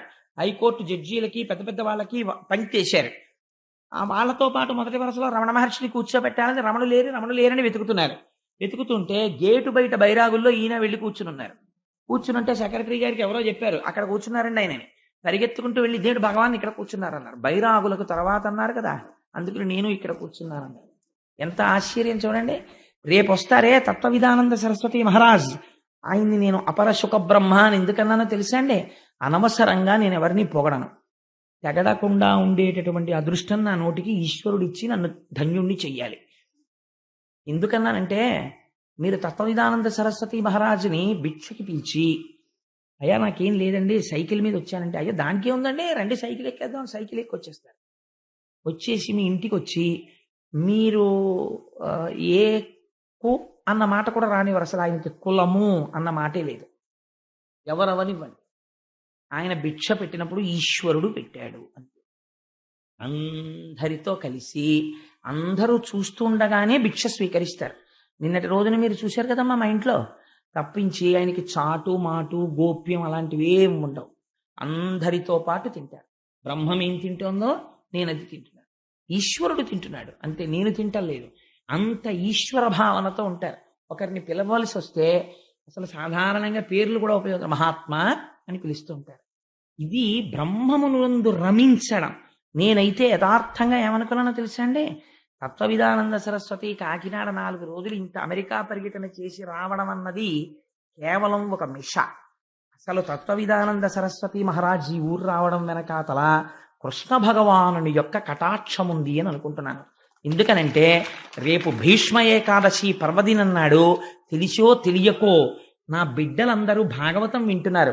భీష్మ ఏకాదశి నాడు మధ్యాహ్నం వారి దర్శనం ఇప్పించాలి, వారి అనుగ్రహ భాషను ఇప్పించాలి అనే ఈశ్వరుడు వారిని రప్పించాడు. రేపటి రోజున మనకి దర్శనం ఇస్తున్నారు. ఎవ్వరూ విడిచిపెట్టకండి. గంగా స్నానం కన్నా పవిత్రం వారి దర్శనం. తప్పకుండా అందరం కలిసి విష్ణు సహస్రనామ స్తోత్రం చేసి వారి దర్శనం చేసుకుని వారి అనుగ్రహ భాషణాన్ని విందాం. అందుకని రేపటి రోజున మనకి జరగబోతున్న దర్శనం శుకబ్రహ్మ దర్శనమే, నాకేం అనుమానం లేదు అందులో. నేను ఎందుకు ఈ మాట చెప్పానంటే, ఉగ్ర పరేత భూ నికేతనుండు ఇన్ని మాటలు వాడి అశివుడైన ఇతనికి శివుడను ప్రమాదం ఎట్లు కలిగే. వాళ్ళకంటే లోపల ఒకటి దాచుకోవడం, బయటకొకటి ఉండడం ఉండదు. ఎంత గోప్యం లేకుండా, ఎంత చక్కగా అరమరికలు లేకుండా కలిసిపోయి ఉంటారు. అలా ఉండడం ఒక్క బ్రహ్మజ్ఞానికి మాత్రమే సాధ్యమవుతుంది. అటువంటి శంకరుణ్ణి పట్టుకుని ఇన్ని మాటలు అన్నాడు. ఆయన ఏం మాట్లాడలేదు, కోపం వచ్చేసి అన్నాడు, ఇన్ని మాటలన్నా నువ్వు పలకలేదు, లేవలేదు, నమస్కరించలేదు, కాబట్టి నిన్ను శపిస్తున్నాను. ఇవ్వాల్టి నుంచి జరిగేటటువంటి యజ్ఞయాగాది క్రతువుల యందు నీకు హవిర్భాగము లేకుండుగాక అని శపించాడు. ఈశ్వరుడికి హవిర్భాగం లేనప్పుడు ఇంకా యజ్ఞం ఏమిటి, యాగం ఏమిటంటే అది యజ్ఞయాగాదులు అనిపించుకుంటాయి, అవి అదో అజ్ఞానం అంతే. కాబట్టి తన పరిధిని దాటిపోయి నీకు యజ్ఞములందు హవిస్సునందు భాగము లేకుండుగాక అని శపించి అక్కడి నుంచి కదిలిపోయి మంచి వేగంతో విస్సురుగా లేచి ఇంటికి వెళ్ళిపోతే అప్పుడు కూడా శంకరుడు ఏమనలేదు. అది విచిత్రం. ఇంత కోప్పడితే, ఇంత శపిస్తే ఏమీ అనలేదు, అలా ఊరుకున్నాడు. అగ్నిహోత్రానికి తగులుతుందండి. మీరు అగ్నిహోత్రంలోకి పట్టుకెళ్ళి అగ్నిహోత్రాన్ని కొబ్బరి చెప్పు పెట్టి కొట్టారనుకోండి, కొబ్బరి చెప్ప కాలిపోతుంది అంతే తప్పించి దానికేమవుతుంది? అది రగిలిపోతున్న బ్రహ్మం, అది దానికి శాపం ఏం తగులుతుంది? అది అర్థం చేసుకోలేకపోయాడు, తను పాడైపోతాడని తెలుసుకోలేకపోయాడు. అయిపోయింది. కానీ లోకంలో ఒక విచిత్రమైనటువంటి తీరుంటుంది. అసలు వాళ్ళు బాగానే ఉంటారు, అక్కర్లేని వాళ్ళకి లేనిపోనేటటువంటి భేషజాలు ఎక్కువగా ఉంటాయి. శివుణ్ణి దక్షుడు తిడుతుంటే భృగువుకి సంతోషం కలిగింది. భృగువుకి సంతోషం కలిగి ఆయనకి కొంచెం విష్ణు ప్రీతి ఎక్కువ భృగువుకి. అందుచేత శివుడు విష్ణువు కన్నా భేదం అనుకుని శివుణ్ణి తిడుతుంటే ఇలా సంజ్ఞ చేశాడు దక్షుడికి. ఓ కానీ కానీ కానీ అన్నాడు. ఇవన్నీ చూశాడు నందీశ్వరుడు. ఈయనకి శివుడంటే ఇష్టం, నందికి వాహనం కదండి. ఈయనకి కోపం వచ్చింది, ఎక్కడ లేని కోపం. మా శంకరుణ్ణి పట్టుకుని ఇంతంత శాపాలు, ఇన్నిన్ని మాటలు అంటాడా, నేను శపిస్తున్నాను దక్షుణ్ణి. ఏమిటో తెలుసా, దక్షుడు ఇవ్వాల్టి నుంచి సంసారమునందు పడిపోవుగాక, భార్య యందు రమించుగాక, కామమునకు వశుడగుడుగాక, ఆహారము మధురమైన ఆహారములు తినడం, రకరకములైన ఆహారములు తినడములు ఎందు వ్యగ్రత కలుగుగాక, వేదము చేత ప్రతిపాదింపబడినటువంటి పూర్వభాగమునందున్న కర్మయందు లంపటుడగుగాక, దక్ష ప్రజాపతిని అనుసరించిన వాళ్ళకి కూడా కర్మలు తప్ప నివృత్తి మార్గమునందు ఆసక్తి కలుగుకుండుగాక, వారికి మోక్షము రాకుండుగాక, నిరంతరము కర్మ పుణ్యము, మళ్ళీ సుఖము, మళ్ళీ అనుభవించడం, మళ్ళీ జన్మ, ఇలా వాళ్ళు జన్మ చక్రమునందు తిరుగుతుందురుగాక అని ఇన్ని శాపాలు నందీశ్వరుడు ఇచ్చేశాడు. దక్షుడు ఎన్ని తిట్టాడో నందుడు ఎన్ని శాపాలు ఇచ్చాడు. ఎప్పుడైతే నందీశ్వరుడు ఇన్ని శాపాలు ఇచ్చాడో భృగువు కోపం వచ్చింది, ఆయన లేచాడు. ఎలా అయిపోతుందో చూడండి సమాజం, ఎలా అయిపోతుందో చూడండి ప్రపంచం. దక్షయజ్ఞం మనకి నేర్పుతుంది. ఇందులో అసలు విష్ణు స్వరూపం గాని శివస్వరూపం గాని ఏమైనా మాట్లాడుతున్నాయా? ఏమీ లేదు, నవ్వుతూ కూర్చున్నారు వాళ్ళు. ఆయన రాలేదు, ఈయన మాట్లాడలేదు. పోనీ నందీశ్వరుని శహబాష్ భలే చేసేవారో బాబు, నేనేం అనలేకపోయాను కానీ అనలేదు. అది విచిత్రం. ఆయన అలాగే ఉన్నాడంతే. ఈ భృగువు లేచి అవని ధూర్జటి వ్రతులకు వారు ఎవరైతే ఈ భూమండలం మీద శంకరుడు యొక్క వ్రతాన్ని అవలంబిస్తారో అటువంటి వారు వారిని అనుసరించడి వారలెవ్వారు వారు. అటువంటి వారిని అనుసరించి ఎవరు పెడతారో వారు తత్శాస్త్ర పరిబంధులైన వారు. అటువంటి వారు వేదమునందు విరక్తి కలిగి వేదమును దూషించి కర్మకాండని నిరసించి వారందరూ కూడా జడులై విభూతి పెట్టుకుని జటలు వేసుకుని ఉన్మత్తుల వలె భూమి మీద తిరిగెదరుగాక అని అవని పాషండుల ఎదరని శపించే, అంటే వేద విరుద్ధమైనటువంటి స్థితిని వాళ్ళు పొందుతారని ఆయన శాపం ఇచ్చాడు. భృగువు ఇటు శపించాడు, నందీశ్వరుడు అటు శపించాడు. సభలో పెద్ద కోలాహలం రేగిపోయింది. నవ్వుతూ లేచి శివుడు ఇంటికి వెళ్ళిపోయాడు. చిత్రం ఏమిటంటే ఒక్క మాట మాట్లాడలేదు. ఇంత గొడవ ఇంటికి వెళ్ళిపోయిన తర్వాత ఎవరు ఎదురొస్తారండి? సహజంగా పార్వతీదేవి ఎదురొస్తుంది. పార్వతీదేవి ఎదురొచ్చిన తరువాత శంకరుడు ఏమనాలి? ఇవాళ సభలో ఎంత అల్లరైందో తెలుసా, మీ నాన్నగారు నన్ను ఏమన్నారో తెలుసా అని జరిగిందంతా చెప్పాలి కదా పార్వతీదేవికి. ఆయన అసలు చెప్పలేదు. అంటే ఎందుకు చెప్పలేదండి? ఇక్కడికి వెళ్ళలేదు. ఇక్కడికి ఏది విడుతుందో అది కదా మనం చెప్తాం. ఆఫీస్ నుంచి ఇంటికి వస్తూనే ఈశ్వరి నీకు మంచి వార్త చెప్తాను, ఇలారా అంటే ఉండండి బాబు కాఫీ పెడుతున్నానంటే పెడతాను, నీకు మళ్ళీ కాఫీ ఇలారా నీకు మంచి విషయం చెప్తాను. ఎప్పుడు పిలుస్తావు? ఇక్కడ నీకు ఏదో ప్రవేశించింది అది చెప్పేయాలని సంతోషం, అందుకని పిలుస్తావు. కానీ ఆయన అసలు ఏమీ చెప్పలేదు. అంటే మామగారు ఇన్ని మాటలన్నా ఆయనకి లోపలికి వెళ్ళలేదు. ఆయన భక్తు భర్గుడు, ఆయనకి ఎందుకు ఎడుతుంది? ఆయనకి వెళ్ళలేదు. కానీ కొన్నాళ్ళు అయిపోయింది. దక్షుడు మాత్రం కష్టం వదిలిపెట్టలేదు. ఎలాగైనా సరే అవమానించాలి రుద్రుణ్ణి. ఎందుకు అవమానించాలి? నేను ఇన్ని మాటలు అన్నాను, కనీసం మా అమ్మాయికి వెళ్ళి చెప్పలేదు, మా అమ్మాయి ఫోన్ చేయలేదు, నాన్నగారు మీరు ఇలా అన్నారు. కానీ ఫోన్ చేయలేదంటే ఆ రోజుల్లో ఫోన్లు ఉన్నాయా అని కాదు, వాళ్ళ అమ్మాయి అన్నట్టు, వాళ్ళు బాధపడినట్టు, వాళ్ళు కొంచెం చిన్నబుచ్చుకున్నట్టు ఎవరూ చెప్పట్లేదు. ఆయన పూర్వంలాగే హాయిగా సాయంకాలం ఎప్పటికి ఇంటికి వెళ్ళిపోయాడండి. మళ్ళీ మొదలెట్టేశాడు డాన్సు. జటాటవీ గలజ్జల ప్రవాహ పావిత స్థలే గలేవలం జలంబితాం భుజంగ తుంగ మాలికాం ఢమడ్డమడ్డమర్నినాదమడ్డవర్వయం చకార చండ తండవంతనోతున శివ శివం అని మళ్ళీ నాట్యం చేసేస్తున్నాడు. తన పనిలో తానున్నాడు, హాయిగా జ్ఞానబోధ చేస్తున్నాడు. మీరు నోరు వేసుకొని అలా తిట్టారా, భృగు తిట్టాడు, నంది తిట్టాడని పట్టించుకునేది రాత్రి బాగున్నాడు అంతే. ఆయన పనిలో ఆయన ఉన్నాడు అన్నారు. ఇప్పుడు మళ్ళీ అలా కాదరా, ఏదో ఒకటి చెయ్యాలి అవమానించడానికి. కాబట్టి ఇప్పుడు ఒక కొత్త వ్రతం ఒకటి మొదలుపెట్టాడు. దాన్ని ఒక నిరీశ్వర యాగం, అంటే నేను శంకరుడికి హవిర్భాగములు లేని యాగం చేస్తాను. ఇప్పుడైనా సరే బయటకు వస్తాడు కదా, కోపం వచ్చి చూస్తాను ఏం చేస్తాడు అని ఒక యాగం తలబెట్టి అందరికీ ఆహ్వానాలు పంపించాడు, శుభలేఖలు పంపించి అందులో దానికి ఒక పేరు పెట్టాడు. ఏమనో తెలుసా అండి? బృహస్పతి వసనము అని పేరెట్టాడు. దాని పేరు పెట్టేది చేస్తున్నాను. దాని ముందు వాజపేయం చేశాడు. చేసి ఒక యాగం చేస్తే దానికి అందరూ బయలుదేరి పెడుతున్నారు. ఋషులు వాళ్ళు వెళ్ళకపోతే ప్రజాపతులకు అధిపతి ఏం చేపిస్తాడో. చేస్తున్న యాగం మామూలుగా చేయట్లేదు, అవతల వాళ్ళ మీద కక్షతో చేస్తున్నాడు యాగం. ఎవరొచ్చారో ఎవరు రాలేదో బాగా పట్టించుకోవడం. ఎందుకని పార్టీలు బయటకు వస్తాయి ఇప్పుడే, అందుకని బాగా చూస్తాడు. ఈ అలవాటు ఇంతకు ముందుంది ఆయనకి. సభలో చూశాడు, చూసి శంకరుడు లేవలేదనే ఇంత అల్లరి మొదలెట్టాడు. యాగం రావడానికి అదో కారణం. అప్పుడు సభలోనే అంతలా చూశాడు. ఇప్పుడు వెళ్ళకపోతే చూడడం లేనిపోను కూడా ఎందుకు వచ్చిందండి? వెళ్ళి ఏదో ఒకసారి నమస్కారం పెట్టి షేక్ హ్యాండ్ ఇచ్చి చాలా బాగా జరగాలండి, ఆల్ ది బెస్ట్, మీ యాగం బాగా జరగాలని మాట నేర్చేస్తే మనకి ఏ గొడవ ఉండదు పదండి అన్నారు. అంటే లోకంలో ఇలా అనే వాళ్ళ సంఖ్య చాలా ఎక్కువగా ఉంటుంది. నాన్ కాంట్రవర్షియల్ అంటారు. మనకి ఎందుకు వచ్చింది, మనం ఏమనకుండా అక్కడికి పోయి ఇక్కడికి పోతే అయిపోయా, మనం ఏమీ అనద్దు అని. అందుకని అందరూ దక్షుడి సభకు వస్తున్నారు. రాని వాళ్ళు ముఖ్యమైన వాళ్ళు ఉన్నారు, వాళ్ళు జ్ఞానం ఉన్నవాళ్ళు, వాళ్ళు రాకూడదు. అందుకని శ్రీ మహావిష్ణువు రాలేదు, చతుర్ముఖ బ్రహ్మగారు రాలేదు, వాళ్ళిద్దరు రాలేదు.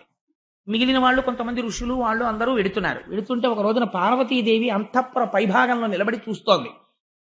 విమానాల్లో వెళ్ళిపోతున్నారు. వెళ్ళిపోతూ వాళ్ళు చెప్పుకుంటున్నారు, దక్ష ప్రజాపతి యాగం చేస్తున్నాడు, ఆహ్వానం వచ్చింది, అందుకని మనం అందరం వెడుతున్నాం అని చెప్పుకుంటుంటే ఆవిడ విని గబగబా అంతఃపురంలోంచి కిందకి దిగి శివుడి దగ్గరికి వచ్చింది. వచ్చి ఆవిడంది, కావున ఆ యజ్ఞమునకు ఈ విభుద గణంబు లబ్ధియే గదర దిగో దేవా మన విపుడ చటకి పోవలను కోర్కె నాకు పుట్టెడు అభవా అంది.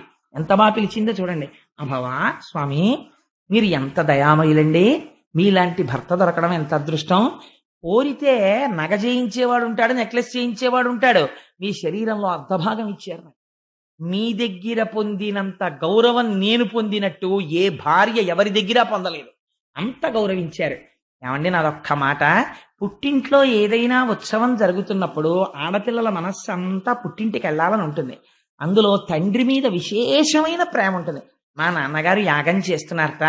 అదిగో చూసారా, కావున ఆ యజ్ఞమునకు ఈ విబుధ గణంబులర్ధియే గెదరదిగో.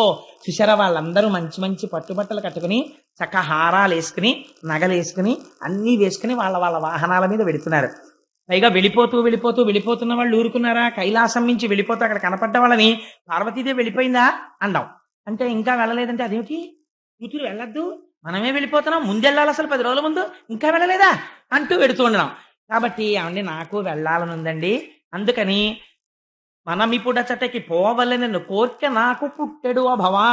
నాకు కూడా మా తండ్రి గారు చేస్తున్న యాగానికి వెళ్ళాలి అని అనిపిస్తోంది. ఎందుకని, ఎంత కాదన్నా ఆడపిల్ల మనస్సు తండ్రి గారి ఏదో ఉత్సవం చేస్తున్నాడంటే ఆ తండ్రి ప్రేమ, ఆ తల్లి ప్రేమ, అన్నదమ్ములు, అక్క చెల్లెళ్ళు అన్నీ గుర్తొస్తాయి. ఒక్కసారి నాకు వెళ్ళాలని ఉందండి అని ఆవిడ గమ్మత్తైన మాట అందండి. ఇవాళ రేపు మనందరం ఏమంటామో అదే మాటలు మాట్లాడింది భాగవతంలో పార్వతీదేవి. ఆవిడంది, ఏమండి, మనం సాధారణంగా ఆడవాళ్ళు ఇళ్లలో ఒక మాట అంటుంటారు. మీరేమో ఎప్పుడు ఆఫీసు, నాకు ఖాళీ లేదని మా శర్మగారిలా పొద్దున్న 8ంటికి వెళ్ళి రాత్రి 11 వరకు అక్కడే కూర్చుంటారు. కనీసం పోని పెళ్లికి వెళ్ళామనుకోండి, నలుగురు అక్కడికి వస్తారు, మా అక్క చెల్లెలని వాళ్ళని అందరినీ చూడొచ్చు అంటుంటారు. అలా ఆవిడంది, ఇప్పుడు ఈ జరుగుతున్నటువంటి యాగం చూడ్డానికి నాయనుజలు వారి ప్రాణనాథులతోడన్ బాయక ఒత్తురు మనమున్ పోయిననే వారి నచటక నుగొనగల్గున్. ఏమండి, మనం కూడా విడితే మీరెప్పుడు తపస్సన అలాక్కుని ఉంటారు, మీరేమో ఏమీ పట్టించుకోరు. కానీ కనీసం ఇప్పుడు వెళ్తే మా 15 మంది అక్క చెల్లెళ్ళు వస్తారు, మా పిన్నులు వస్తారు, మా అమ్మ, మా తమ్ముళ్ళు అందరూ ఉంటారు కదా, మా నాన్నగారిని చూసి ఎన్నాళ్ళైందో, ఒక్కసారి చూసొద్దాం అనిపిస్తోందండి, వెడదాం అంది. అనేటప్పటికీ శంకరుడు ఇలా చూశాడు. ఆహ్వాన పత్రాలు వాళ్ళందరికీ వెళ్ళాయి, వీళ్ళకి ఆహ్వాన పత్రం రాలేదు. కాబట్టి వెళ్ళచ్చా? అల్లుడు గారంటే ఎలాంటిది, ముందు పిలవాలి, పిలుపుకు ఒక గౌరవం ఉంది. పిలుపు అనేటటువంటిది ఒక ఉత్సవం జరుగుతున్నప్పుడు ఎలా పడితే అలా పిలవడానికి వీలు, దానికి ఒక మన్నన ఉంది, ఒక మర్యాద ఉన్నది. ఆ మర్యాద పాటించాలి, ఇంటికి వెళ్ళి గౌరవంగా ఆహ్వానించాలి. అంతేగాని ఏదో దిక్కుమాలాన్ని పిలిచినట్టుగా పిలవడం అనేటటువంటిది మంచి పద్ధతి కాదు. దానికి ఒక గౌరవంతో గౌరవ పురస్సరంగా పిలవాలి. ఏదో తప్పనిసరి పరిస్థితి అయితే వేరు. సరే, అందుచేత ఆ పిలిచేటప్పుడు మనకి రాలేదు కదా ఆహ్వానం అన్నట్టుగా చూస్తున్నాడు శంకరుడు. మరి వాళ్ళందరికీ ఎలా తెలిసింది ఆహ్వానాలు వెళ్ళాయి కదా, మన ఎవరు పిలిచారని విడదాం అని చూస్తున్నాడని పసిగట్టేసింది. ఆయన మనస్సు తెలియని ఇల్లాలా మా తల్లి. అందుకని ఆవిడంది, ఏమండి, పిలవలేదు అందుకే కదా మనం వెళ్ళకూడదన్నట్టుగా మీరు చూస్తున్నారు.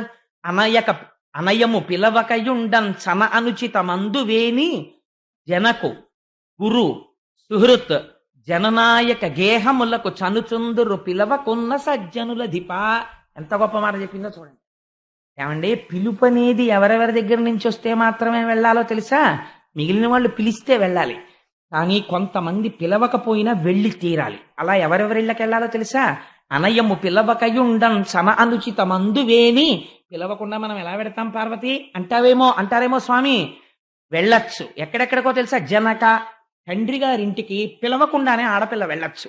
ఎందుకంటే చతుర్థి విభక్తి వేసి కన్యాదానం చేయడు, అందుకని వెళ్ళొచ్చు. జనక, గురువు గారింటికి పిలవకపోయినా వెళ్ళవచ్చు, వెళ్ళి గురువుగారి దర్శనం చేసుకుని రావచ్చు. సుహృత్, మంచి స్నేహితుడు, మనసెరిగినటువంటి స్నేహితుడు. ఆ సుహృత్ అనిపించుకోవాలి అంటే ఆయన మన్నేం పిలవలేదు కదా మనం వెళ్ళక్కర్లేదు అనకూడదు. ఎప్పుడో అప్పుడు ఒకసారి వెళ్ళి చూసి వస్తూ ఉండాలి స్నేహితుడిని. అందుకని సుహృత్. జననాయక, రాజుగారి ఇంటికి వెళ్ళి రావచ్చు. రాజుగారు పిలవలేదు కాబట్టి మనం వెళ్ళలేదు అనకూడదు, రాజు ఇంటికి వెళ్ళాలి. సుహృత్ జననాయక గేహములకు చనుచుందురు పిలువకున్న సజ్జనుల దిప. ఎంత గొప్ప మాట జోడించిందో చూడండి. సజ్జనులైన వాళ్ళు పిలవకపోయినా పెడతారు ఇక్కడికంది. అంటే ఇప్పుడు వెళ్ళకపోతే పిలుపు లేదని నువ్వేమైపోతావు, కాబట్టి మనం వెళ్ళొచ్చు అంది ఆవిడ. ఆవిడ తెలివి తక్కువదండి, ఆవిడ మహాతల్లి, ఆవిడ సాక్షాత్తు విద్యాస్వరూపిణి. శంకరుడు తక్కువడా? ఆయన అన్నాడు, పార్వతి నువ్వు చెప్పినది యథార్థమే. ఇంటికి పిలుపు లేకపోయినా కూడా ఉత్సవం జరుగుతున్నప్పుడు ఆడపిల్ల వెళ్ళవచ్చు, ఆ అధికారం ఉంది. కానీ నేను కూడా ఒక మాట చెప్తాను విను. కుటిల బుద్ధులైన కుజనుల ఇండ్లకు ఆర్యులే గవారనాదరమున కొమలుముడులు వేయిచి భూరిరోషాక్షులై చూతురది యుగాక సుదతి వినుము. గొప్పగా చెప్పాడండి నిజంగా. కుటిల బుద్ధులైన కుజనుల ఇండ్లకు ఆర్యులే గవారనాదరమున కొంతమంది పుట్టుకతో విద్య ఉంటుంది, ఐశ్వర్యం ఉంటుంది, రూపం ఉంటుంది, పాండిత్యం ఉంటుంది, అన్నీ ఉంటాయి. లేనిదేది అంటే అటువంటి వారి దగ్గర ఉండవలసినటువంటి ప్రేమ ఉండదు, ఉండవలసినటువంటి సుహృద్భావం ఉండదు. ఎప్పుడూ వైషమ్యాన్నే చూస్తుంటారు. అవతల వాణ్ణి ఎలా కించపరిచి మాట్లాడదామా అనే చూస్తారు, గుణములు చూడరు. సందర్భం వచ్చింది కాబట్టి నీకు చెప్పేస్తున్నాను పార్వతి. ఇతపూర్వం మీ తండ్రి గారు నన్ను ఒక సభలో అవమానం చేసి మాట్లాడారు. బాణముల వంటి మాటలు ప్రయోగం చేశాడు. దానికి అంతటికీ కారణం ఏమిటి? నేను లేచి నిలబడలేదు అని ఆయన అనుకున్నాడు. కానీ అసలు జరిగిన యథార్థాన్ని నేను చెప్తాను, విను పార్వతి అన్నాడు. మీరు ఎప్పుడైనా పురాణంలో చూడండి, అసలు పార్వతీదేవికి చెప్పనిది శంకరుడు బయట చెప్పడు. పార్వతీదేవి అడుగుతుంది మనందరి తరపున, పార్వత్యువాచ అని పార్వతీదేవి అడుగుతుంది. అప్పుడు శంకరుడు దానికి జవాబు చెప్తాడు. శ్రీరామ రామ రామే తిరమే రామే మనోరమే. అది కూడా అలాగే వచ్చింది శివుడు చెప్తేనే. జ్ఞానం అంతా శివుడి వైపు నుంచే వస్తుంది లోకంలోకి. అందుకని ఇప్పుడు నీకొక నిజం చెప్పేస్తున్నాను. మీ తండ్రి గారు అలా మాట్లాడారు, దానికి అంతటికీ కారణం నేను నమస్కరించలేదని. ఒక యథార్థం చెప్తున్నాను చూడు. దేహభ్రాంతి కలిగినటువంటి వాడు తను వస్తున్నప్పుడు తన శరీరమునకు నమస్కారం చెయ్యాలని కోరుకుంటాడు. కానీ ఆత్మస్థితిగతుడైనటువంటి వాడు అంతటా నిండి నిబిడీకృతమైనటువంటి వాసుదేవుడే లోపల నడిచొస్తున్నాడు అనుకుని ఆ బ్రహ్మమునందు రమిస్తున్నవాడు ఆ వాసుదేవ దర్శనం చేసుకుని అలాగే ఉండి ఆ వాసుదేవుడికే తన మనస్సులో నమస్కారం చేస్తాడు. నేను అలా చేశాను మీ నాన్నగారికి. కానీ వారు దేహబుద్ధి ఎందున్నారు, తన శరీరానికి లేచి నిలబడి నమస్కారం చేయలేదు అనుకుంటున్నారు. కాబట్టి వారికి నా స్థాయి తెలియలేదు. కాబట్టి వారు ఎప్పటికీ కూడా నా యందు అనుకూల్యముతో ఉండరు. కాబట్టి ఇప్పుడు మనం విడితే ఏమవుతుంది? కుటిల బుద్ధులైన కుజనుల ఇండ్లకు ఆర్యులే గవారనాదరమున. ఎలాగో అలా అవమానించాలి. అందుకని ఏం చేస్తారు? బొమలు ముడులు వేయించి తలుపు తీసి అసలు పలకరించరు, అసలు మాట్లాడరు. అంతకన్నా అవమానం ఏముంటుంది? ఒక బంధువుల ఇంటికి మీరు వెడతారు, ఎంతో సంతోషంగా వెడితే అసలు మిమ్మల్ని పలకరించరు, మీతో మాట్లాడరు, ఊళ్ళో వాళ్ళని కూర్చోబెట్టి వాళ్ళతో మాట్లాడుతుంటారు. ఇప్పుడు మీ మనస్సు ఎలా ఉంటుంది? చిన్నబుచ్చుకుంటుంది. ఎట్రా అంత దూరం నుంచి వచ్చాం, కనీసం అయ్యో ఎప్పుడు బయలుదేరావు, ఎప్పుడు వచ్చావు, కాఫీ తాగేవా అని కూడా అడగలేదు. ఆఖరికి అరగంటో గంటో చూసి చూసి చూసి చూసి మీరే బాగుండదని మీరేదో మాట పలకరిస్తారు. విననట్టుగా అంతే, అవును అలాగే అలాగే అని వదిన అని మళ్ళీ ఇటువైపుకి తిరిగి ఎవరో ఊళ్ళో వాళ్ళతో మాట్లాడుతుంటారు. అప్పుడు మీ మనస్సు ఎలా ఉంటుంది? చాలా బాధగా ఉంటుంది. ఇవి శివుడు చెప్పాడండి, నా సొంతంగా చెప్పట్లేదు. ఆర్యులేగ వారనాదరమున. కోటేశ్వరరావు అబద్ధాలు చెప్పారంటే మీరు భాగవతం వెళ్ళి చూడండి కావాలంటే. లోకాన్ని వడగట్టి మాట్లాడిందండి భాగవతం. కొమలుముడులు వైచి ఇలా ముందు చూడగానే తలుపు తీయగానే సంతోషంగా రండి అనరు, ఇలా చూస్తారు. ఇలా చూసి పురిరోషాక్షులై అంటారు. పురిరోషాక్షులై కోపంతో ఇలా చూస్తారు. అక్కడికే సగం చచ్చిపోతాం. అప్పుడు ఏమవుతుందో తెలుసా పార్వతి? పైగా అదియుగా అకసుదితి ఇదియు వినుము. ఇంకా జరిగేది ఏమిటో నేను చెప్తాను విను. వాళ్ళు ఎంత దారుణమైన మాట మాట్లాడతారు, ఎంత అవమానిస్తారంటే దాని వలన రాత్రి నిద్ర పట్టదు. ఇంటికొచ్చి నీ ఇంట్లో నీ మంచం మీద నువ్వు పడుకుంటే ఆ మాటలే శూలాల్లా గుచ్చుకుంటుంటే నిద్రపోక కన్నులంబట నీరొస్తుంది. కాబట్టి బంధువైనా సరే ఆదరణ లేనివాడైనప్పుడు వాడు ఎంత గొప్పవాడైనా వాడి గడప తొక్కకుండా ఆర్యులు ఉండవచ్చు. అంతకన్నా దూరపు బంధుత్వం ఉన్న వాళ్ళ ఇంటికి వెళ్ళు, దగ్గర బంధుత్వమైన వాళ్ళ ఇంటికి వెళ్ళక్కర్లా. ఎందుకు వెళ్ళక్కర్లా? వాళ్ళకి మర్యాద తెలియదు, ప్రవర్తన తెలియదు, అందుకని వెళ్ళక్కర్లేదు నువ్వు. ఆర్యులే. ఇది భాగవతం చదువుకున్న వాడైతే అలా వెళ్ళకపోతే వాడు ఎందుకు తప్పు పట్టడానికి వీల్లేదు. వీడు మా ఇంటికి రాని అక్కడికి వెడతాడే అని అడగడానికి వీల్లేదు. నీ ప్రవర్తన మార్చుకో, వాడు వస్తాడు నీ ఇంటికి. ఈ శంకరుడు చెప్పిన తీర్పు. అందుకని నా సొంత అన్నదమ్ముడు ఒక ఊరిలో ఉండి, అన్నదమ్ముడైతే మళ్ళీ నీతి వేరు. తనకి పెదతండ్రి పినతండ్రి పిల్లలు ఉన్న ఊళ్ళోనే దూరబంధువు ఉన్నారనుకోండి, పెదతండ్రి పినతండ్రి పిల్లలకి మర్యాద తెలియనప్పుడు నువ్వు దూరబంధువు ఇంటికి వెళ్ళొచ్చు, తప్పులేదు. ఎందుచేత? కుటిల బుద్ధులైన కుజనుల ఇండ్లకు వార్యులే కవారనాదరమున కొమలు ముడిలు వేయిచి భూరి రోషాక్షులై చూతురదియు కాక ఇది ఇసురతి వినుము. శంకరుడు నిర్దాక్షిణ్యంగా తీర్పు చెప్పాడు. అందుకని మనం వెళ్ళకూడదు పార్వతి. ఇంకొకటి చెప్పనా? విను ఉత్కృష్టుండకు దక్షుని సుతలలో ప్రియసుతవైనను నా అనుబంధముచే జనకునిచే పూజబడయ జాలవు తరుణి. నువ్వు దక్ష ప్రజాపతి యొక్క కుమార్తెలలో చాలా ఇష్టమైన పిల్లవి. ఎందుకని? కడగొట్టున 16వ దానిగా పుట్టావు. కలశ పాధోరాశి గర్భవీ చిమ తల్లి కడుపార నెవ్వాని కన్న తల్లి అంటారు. తల్లికిట ఆఖరణ పుట్టిన పిల్లలంటే చాలా సంతోషంగా ఉంటుంది, తండ్రికి పైన పుట్టిన వాడంటే ఇష్టం ఉంటుంది, రామాయణంలో చెప్తారు. అందుకని ఆఖరణ పుట్టినటువంటి దానివి కాబట్టి సహజంగా మీ తల్లికి మీ తండ్రి గారికి కూడా నువ్వంటే ఇష్టమే. కానీ నేను చెప్తున్నాను చూడు, నీ యందు ప్రీతి ఉండవచ్చు, కానీ ఇవాళ నువ్వు దక్షుడి కూతురిగా ఆయన చూడడం, నిన్ను అవమానిస్తే నన్ను అవమానించినట్లే అని నా అనుబంధముచే నువ్వు నాకు భార్యవైన కారణం చేత జనకునిచే పూజ బడయ జాలవు తరుణి, నీ తండ్రి గారు నిన్ను పూజించారు.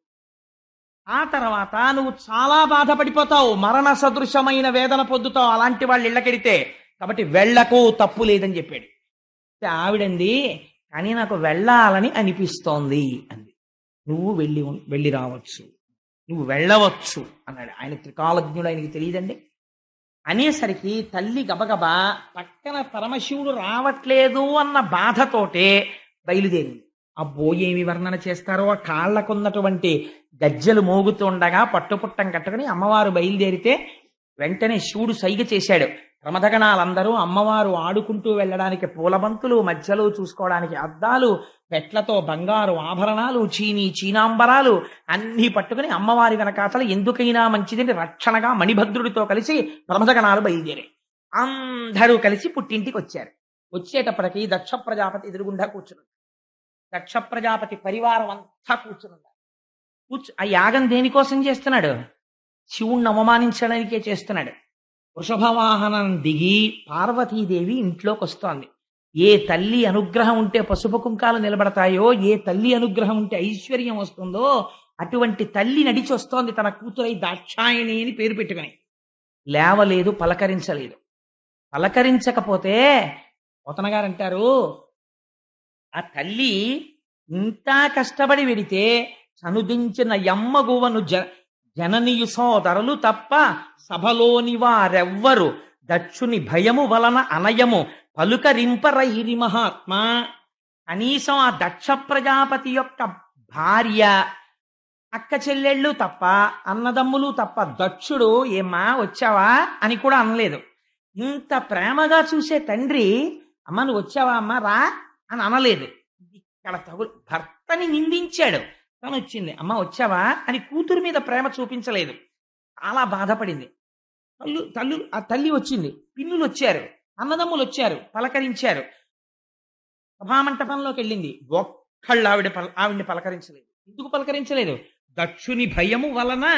ఎవరు పలకరిస్తే ఏం చెప్పిస్తాడో, అవమానించడానికే కదా చేస్తున్నాడు యాగం. అందుకనే దానిలా తీరా వెళ్ళి ఎంతంత పాపం మూట కట్టుకుంటారో చూడండి. ఎవ్వరూ పలకరించకపోతే ఆవిడ చాలా ఖేదం పొందింది. ఆఖరికి యాగమంటపంలో అమ్మ అలా కూర్చో అని అనలేదు. అనకపోతే మణిభద్రుడు అన్నవాడు చూశాడు. అమ్మవారు ఉగ్రమైన తేజస్సుతో చూస్తోంది, సమస్త బ్రహ్మాండములను కాల్చేస్తుందా అన్నట్లు. ఇప్పుడు చూశాడు. చూసి విచ్చుకత్తులు పైకి తీశారు. చంప అవతల పారేస్తాం దక్షుణ్ణి అన్నారు. అమ్మవారి కోపం, అమ్మవారు వారించింది, చంపకండి అని పిలిచింది. దక్షుణ్ణి ఇలా రా అని వచ్చాడు, నిలబడ్డాడు. ఏమిరా నీ అహంకారం? నీ చిత్తం వచ్చినట్టు కూశావా పరమశివుణ్ణి పట్టుకుని? ఇప్పుడు చెప్తున్నాను నీకు ఒక మాట.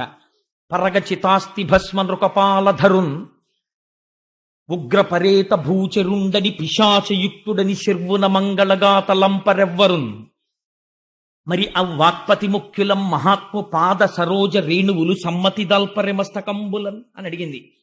నువ్వు మాట మాట్లాడితే ఒక మాట చెప్తున్నావని నాకు తెలిసింది. ఎప్పుడు మాట్లాడినా పరగచితాస్తి భస్మ, బూడిద రాసుకుంటాడు, భూత ప్రేతాలతో తిరుగుతాడు, శ్మశానంలో ఉంటాడని కారు కూతలు కూస్తున్నావు శంకరుణ్ణి ఉద్దేశించి. నీ హద్దు నువ్వు తెలుసుకున్నావా? నీకెప్పుడైనా తెలుసా ఎందుకు తిరుగుతాడో? శివుడు పైకి ఎంత అమంగళంగా కనపడతాడో లోపల ఎంత మంగళకరుడో ఎప్పుడైనా విచారణ చేశావా? ఓరి చేతకాని చవట, శివుడే అంత అమంగళకరుడైతే ఆ వాక్పతి ముఖ్యులం మహాత్ము చరణ సరోజములం సమ్మతి దాల్పరే మస్తకంబులం, ఏ చతుర్ముఖ బ్రహ్మ బొటనవేల్లోంచి నువ్వు పుట్టావో ఆ బ్రహ్మగారు పరమశివుడు యొక్క పాదరేణువుల్ని తల మీద చల్లుకుంటున్నాడు నాకు శక్తి రావాలని. బ్రహ్మగారిని చూసేనా నీకు బుద్ధి రాలేదరా? ఇంకా ఎందుకు మాట్లాడుతున్నావు? శంకరుడి గురించి తక్కువ చేసి ఎందుకు మాట్లాడుతున్నావు? శివ అన్న మాట నోటి వెంట వస్తే కొన్ని కోట్ల జన్మలలో చేసినటువంటి మహాపాతకములు దగ్ధమవుతాయి. అటువంటి శివనామాన్ని పట్టుకుని తక్కువ చేసి మాట్లాడతావా?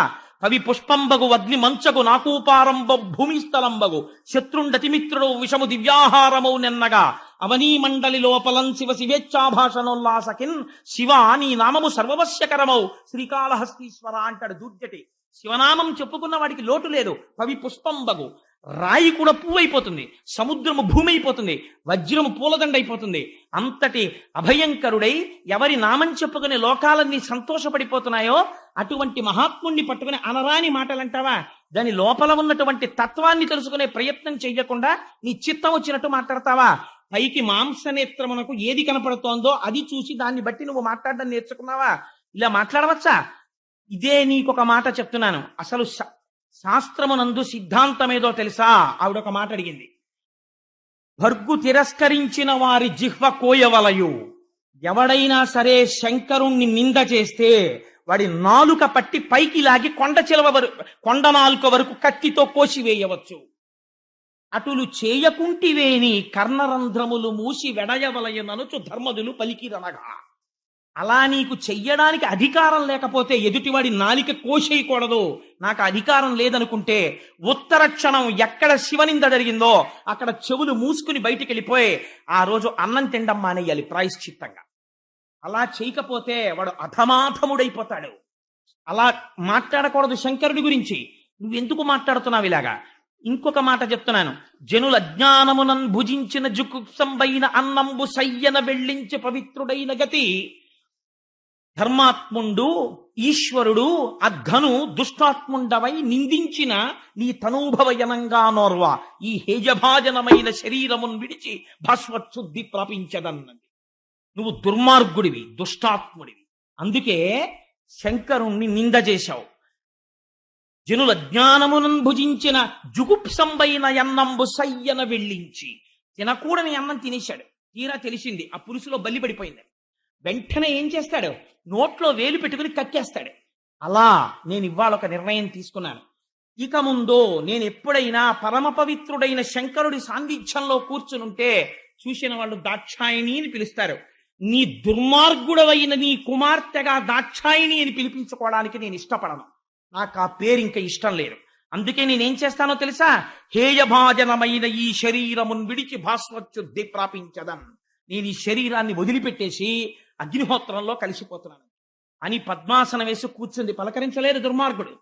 పద్మాసనం వేసి కూర్చుని అమ్మవారు ప్రాణ అపాన వ్యాన వాయువుల్ని నాభిస్థానమునందు నిలబెట్టింది. ఆ పైన ఉదాన వాయువుని తీసుకొచ్చి హృదయం మించి పైకి తీసుకొచ్చి కనుభముల మధ్యలో నిలబెట్టి ఇంద్రియములన్నింటిలోంచి అనిలం అనేటటువంటి అగ్నిని ప్రేరేపణ చేసి ఆ యోగాగ్ని ఎందు శరీరాన్ని దగ్ధం చేసి బూది కుప్పై కింద పడిపోయింది. కింద పడిపోగానే హాహాకారాలు మిన్నుముట్టాయి సభలో. మిన్నుముట్టి అరేరేరే కన్న కూతురు యాగశాలలో ప్రాణం విడిచిపెట్టింది. ఈ దురాత్ముడు బ్రాహ్మణుడు వీడు పలకరించలేదు కూతుర్ని అని ఆశ్చర్యపోతుండగా ఇంకా ప్రమథగణాలకి ఎక్కడ లేని ఆగ్రహం వచ్చి కత్తులు తీసి దక్షుడి మీద పడ్డారు. భృగువికి చాలా సంతోషం కలిగింది. ఎంత కాలానికి రా ఒక మంచి మాట, శంకరుడి భార్య మరణించింది అన్న ఆనందంతో వెంటనే హోమం చేసి అందులోంచి రుభులనబడేటటువంటి దేవతల్ని సృష్టించి రుద్రగణాలని తరిమి కొట్టించాడు. చాలా మంది పడిపోయారు. చాలా మంది రక్తం కారుతూ కైలాసం వైపుకు పారిపోయారు. ఈ విషయాన్ని నారదుడు వెళ్ళి చెప్పాడు శంకరుడికి. ఆయన ప్రశాంతంగా ధ్యానమగ్నుడై కూర్చునున్నాడు. కూర్చున్నవాడి దగ్గరికి వెళ్ళి చెప్పాడు నారదుడు, అయ్యా నీ భార్య విడితే దక్షుడిలా ప్రవర్తించాడు. నీ భార్య శరీరం విడిచిపెట్టేసింది, యోగాగ్నిలో దగ్ధమైపోయిందని చెప్పాడు. ఆ మాట వినేసరికి ఆజ్యుండుగ్రుడు నీలకంఠుడి దైత్యారాతి దష్టోష్టుడై ఆజ్యద్భూరి మృగేంద్ర రోషమున భీమ ప్రక్రియం నవ్వుచున్ విద్యుద్వహ్ని శిఖా సముచ్చయ రుచిన్ పెల్గొందు చెంచజ్జటన్ సజ్జ క్రోధముతోడ పుంచి వేయిచన్ శ్వాచక్రమధ్యంబుదన్. అంతే, ఎక్కడ లేని కోపం వచ్చేసింది. ఇంత శాంతమూర్తి రుద్రుడైపోయాడు. ఒక్కసారి లేచాడు, పెద్ద వికటాట్టహాసం ఒకటి చేశాడు. పోతన గారు ఆ మాటలు అలాగే పడిపోయాయి అంతే ఆయనకి. అర్జుండుగ్రుడు నీలకంఠుడి దైత్యారాతి దష్టోష్టుడై ఆజ్యద్భూరి మృగేంద్ర ఘోషమున భీమ ప్రక్రియ నవ్వుచున్. ఆ నవ్వుకి బ్రహ్మాండాలు కదిలిపోయాయి. అటువంటి వికటాట్టహాసం ఒకటి చేశాడు. భీమ ప్రక్రియ నవ్వుచున్ విద్యుద్వహ్ని శిఖా సముచ్చయ జటన్ చెల్వొందు చించె జటన్, మిరిసిపోతున్న జటను ఒక దాన్ని ఊడబిరికాడు. ఊడబిరికి సజ్జక్రోధముతోడ పుంచి వెయ్యి చక్రమజ్జంబునన్, ఆ జటని తీసి నేలకేసి కొట్టాడు నిలబడి. కొట్టేసరికి అంతే, ఒక్కసారి ఆయనే సామాన్యమైనటువంటి తత్వం అండి. ఎంత సాత్వికంగా కనపడతాడో అంతటి ఉగ్రుడవుతాడు కోపం వచ్చినప్పుడు. ఆ రౌద్రాన్ని ఎవరూ తట్టుకోలేరు.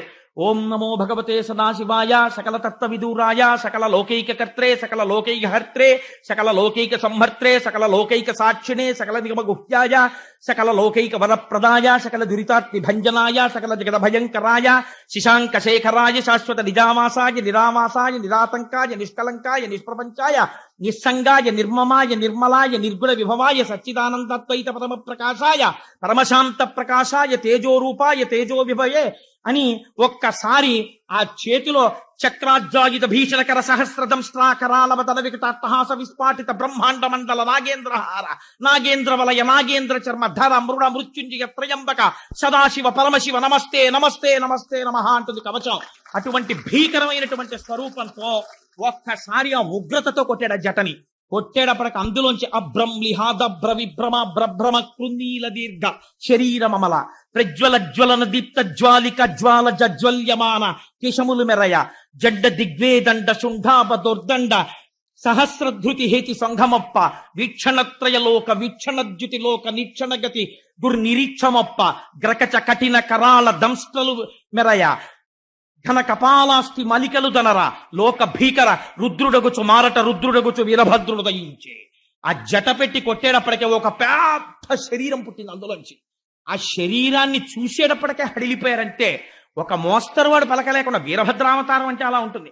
అభ్రం లిహాదభ్ర విభ్రమ భ్రభ్రమ కృనీల దీర్ఘ శరీరమర, అటువంటి నాటి స్వరూపం. అది పుట్టగానే ప్రజ్వల జ్వలన దీప్త జ్వాలిక జ్వాల జజ్వల్యమాన కేశములు మెరయ, మిరిసిపోతున్నటువంటి జుత్తు, జండ దిగ్వేదండ శుంఠాబ దుర్దండ సహస్రధృతి హేతి సంఘమొప్ప, అటువంటి వాడై ఘన కపాలాస్తి మలికలు తనరా పెద్ద కపాలమాల ధరించాడు. వేసుకుని పెద్ద ఉద్వేగంతో ఒక్కసారి దూకాడు. దూకి శంకరుడి పాదాలకి నమస్కరించాడు. అనఘుడు రుద్రుచేరి ముదమార ప్రదక్షిణమాచరించి అనివార్యగతి వేగంబున కుంభిని దక్కతలన్ పదంబుల మణి నూపురం మ్రోయ భీషణ దంస్ట్రలున్ వెలుగా ఒక్కసారి బయలుదేరాడు. ఆ బయలుదేరినటువంటి శబ్దం ఎలా వచ్చిందంటే ఆ పరమశివుడి దగ్గరికి వచ్చి ఒకసారి ప్రదక్షిణం చేశాట. ప్రదక్షిణం చేసి ఆయన పాదాలకి నమస్కారం చేశాడు. తండ్రి నాకేం ఆనతన్నాడు. పార్వతీదేవి శరీరాన్ని విడిచిపెట్టింది. అప్పటికి పార్వతి కాదు సతీదేవి శరీరాన్ని విడిచిపెట్టింది. దక్ష యజ్ఞాన్ని ధ్వంసం చేయి అన్నాడు. అనగానే ఆయన కాళ్ళకి ఉన్నటువంటి ఆ మణి మంజీరములు పెద్ద ధనులు చేస్తున్నాయి. ఆ ధనులు చేసేటట్టుగా ఒక్కసారి భీషణ ధనుల్ మెరయ పెద్ద పెద్ద ధనులు వచ్చేటట్టుగా కృతాంత కాంత శితస్ఫుట శూలము పట్టి చెచ్చరన్ ఒక పెద్ద శూలం పట్టుకుని బయలుదేరాడు. ఎలా ఉంది ఆ స్వరూపం? ప్రళయతాండవం చేసి లోకాలన్నింటినీ లయం చేసేసే ముందు ఈ భూమండలాన్ని మోసేటటువంటి 4 ఏనుగుల్ని శంకరుడు తన త్రిశూలానికి గుచ్చి భుజం మీద వేసుకుని ప్రళయతాండవం ఎలా చేస్తాడో అలా బయలుదేరితే ఆ ధ్వనితో ప్రమదగణాలన్నీ వచ్చేస్తున్నాయి. వచ్చేస్తుంటే యాగంలో ఉన్న వాళ్ళు విన్నారు ఆ శబ్దాన్ని. విని ఏమిట్రా ఈ శబ్దం, ఇంతకు ముందు ఎప్పుడూ వినలేదు, ఏం జరుగుతోంది అన్నారు. దక్ష ప్రజాపతి భార్య అనుకుంది ఉపద్రవం వచ్చేసింది, మా ఆయన చెయ్యకూడని పని చేసేసాడు అనుకుంది. ఇంతలోకి అక్కడ ఉన్న వాళ్ళందరూ అనుకున్నారు, ఒరే ఎటువంటి వాడరా మహానుభావుడు, అట్టి దేవుని ఈశ్వరు అభవు సద్గుణశాంద్రు అటువంటి వాణ్ణి రోషింపచేసిన మనకు కల్గొనే మంగళములు పద్మ గర్భునకునైనా అటువంటి దేవుడు పిలిస్తే చాలు శంభో శంకర అంటే చాలు ప్రసన్నమైపోతాడు. అటువంటి వాణ్ణి రోషింపచేశాం, కోపం వచ్చేట్టు చేశాం. ఇక్కడండి ఒక పెద్ద రహస్యాన్ని దాచారు. శంకరుడికి రోషం రాదు, ఏం చేసినా రాదు. అలా వచ్చేస్తే జ్ఞాని ఎందుకు అవుతాడండి? భర్గతత్వం పోలేదు. మరి ఇక్కడ పోయిందా లేదా కోపం వచ్చేసి? ఏమండి మీరు అంత నూరేసుకు చెప్పారే ఇంతటిదాకా భర్గుడని, మరి ఇప్పుడు కోపం వచ్చింది కదా అని మీరు అడగచ్చు. ఇక్కడ వేదం ఏం చెప్పిందో తెలుసా అండి? పిల్లలు గాడి తప్పిపోతే పిచ్చ మాటలు మాట్లాడడం మొదలెడితే, పార్టీలు కడితే, లేనిపోనిటువంటి విషయాల్ని తీసుకొస్తే ఈశ్వరుడి విషయంలో భగవంతుడు రుద్రుడవుతాడు. పిల్లలకి బుద్ధి చెప్పించవలసి వచ్చినప్పుడు అమ్మవారు శివా విశ్వస్య భేషజీ పిల్లలకి ఒక రోగానికి ఓ మందు వెయ్యాలనుకుంటుంది. ప్రశాంతంగా కూర్చున్న తండ్రిని రేకెత్తిస్తుంది. అప్పుడు ఆయన ఏమవుతాడు? శివుడు రుద్రుడవుతాడు. అప్పుడు ఎవరాపలేరు. అప్పుడు అనుభవిస్తాడు. ఆ రుద్రుడై వస్తాడు. వస్తే ఏమైంది? వీరభద్రుడు ఉదయించాడు. అసలు ఆయన రానేలేదో జటెట్టి కొట్టాడంతే. ఇంకా ఆయనే వస్తే ఎలా ఉంటుందో ఆలోచించండి. కొడితే అందులోంచి వీరభద్రుడు పుట్టాడు. కాబట్టి ఇప్పుడు మళ్ళీ ఎవరు ఆపాలి? మళ్ళీ ఆ రుద్రుణ్ణి శివుడు ఎవరు చెయ్యాలి? శివా రుద్రస్య భేషజీ. మళ్ళీ ఆ రుద్రుణ్ణి శివుడిగా ఆవిడే చెయ్యాలి. ఎక్కడ చేసింది?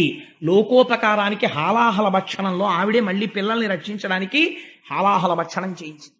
ఇది అమ్మవారి యొక్క శక్తి. ఈయనతో వీళ్ళకి బుద్ధి చెప్పించాలి అనుకుంది. అందుకు వెళ్ళింది ఆవిడ. మొగుడి మాట వెనక వెళ్ళడం కాదు, వీళ్ళకి ఒక బుద్ధి చెప్పాలి దక్ష ప్రజాపతికి. లేకపోతే ఆవిడికి తెలియకపోవడం ఏంటండి? వెళ్ళి ఆవిడ శరీరం వదిలిపెట్టింది ఇప్పుడు, కానీ లేవడు రుద్రుడు కాడు. ఆవిడ ఎప్పుడు శక్తి స్వరూపంగా అయ్యవారితోనే ఉంటుంది. అంతే. వీరభద్రుడు వచ్చేశాడు. వచ్చేసి యజ్ఞమంటపాలన్నీ పడగొట్టేశారు. ఎంత గొప్ప యజ్ఞ ధ్వంసమో! పడగొట్టేశారు. ఆ అగ్ని కార్యం చేసేటటువంటి మంటలు లేస్తున్నాయి. ఈ మంటలకి గౌరవం ఏమిట్రా అన్నారు. ఈ అగ్నిహోత్రుడు రుద్రుడు లేని యాగం జరుగుతుంటే ఇంత సహకరించి హవిస్సులు తీసుకెళ్తుండడమా? సిగ్గుండక్కర్లేదు అని మూత్రం పోసి ఆపేశారు ఆ యజ్ఞ అగ్నిహోత్రంలో ఉన్న ఆ యజ్ఞగుండాల్లో ఉన్న అగ్నిహోత్రాన్ని ఆపేసి భృగువు దగ్గరికి వెళ్ళాడు నందీశ్వరుడు. ఏమిరా నువ్వేనా ఆనాడు సభలో శంకరనింద జరుగుతుంటే ఇలా కళ్ళెగరేసిన వాడివి నువ్వే కదా, ఇప్పుడు అనుభవిస్తావు దానికి శిక్ష అని గడ్డం కింద ఎడంచెయ్యేసి పట్టుకుని ముంజికాయని బొటనవేలు పెట్టి పైకెత్తేసినట్టు బొటనవేలుతో 2 గుడ్లు ఉత్తరించేశాడు. 2 కళ్ళు ఊడి కింద పడిపోయిన తర్వాత ఆ మీసాలు గడ్డాలు పట్టుకుని పీకేశారు పూర్తిగా. మీసం ఊడిపోయింది, గడ్డం ఊడిపోయింది. నెత్తురోడుతూ కింద పడిపోయాడు కళ్ళు కనపడకుండా. పూష అనబడేటటువంటి సూర్యుడున్నాడు. ఆయన దగ్గరికి వెళ్ళారు. ఏమయ్యా నువ్వు శంకరనింద జరుగుతుంటే పెద్ద నోరు తెరిచి నవ్వావు, ఇప్పుడు నీకు శిక్ష చూడని ఆ నోటిని గట్టిగా పట్టుకుని నొక్కారు. ఆయన 2 దవడలు తెరిచాడు. పూషదంత భిదవ్యగ్రో దక్షాత్తర హరోహర భగనేత్ర భిదవ్యక్త సహస్రాక్ష సహస్రపాత్ అని పేరు ఆయనకి. ఆ పళ్ళన్నీ పీకేశారు.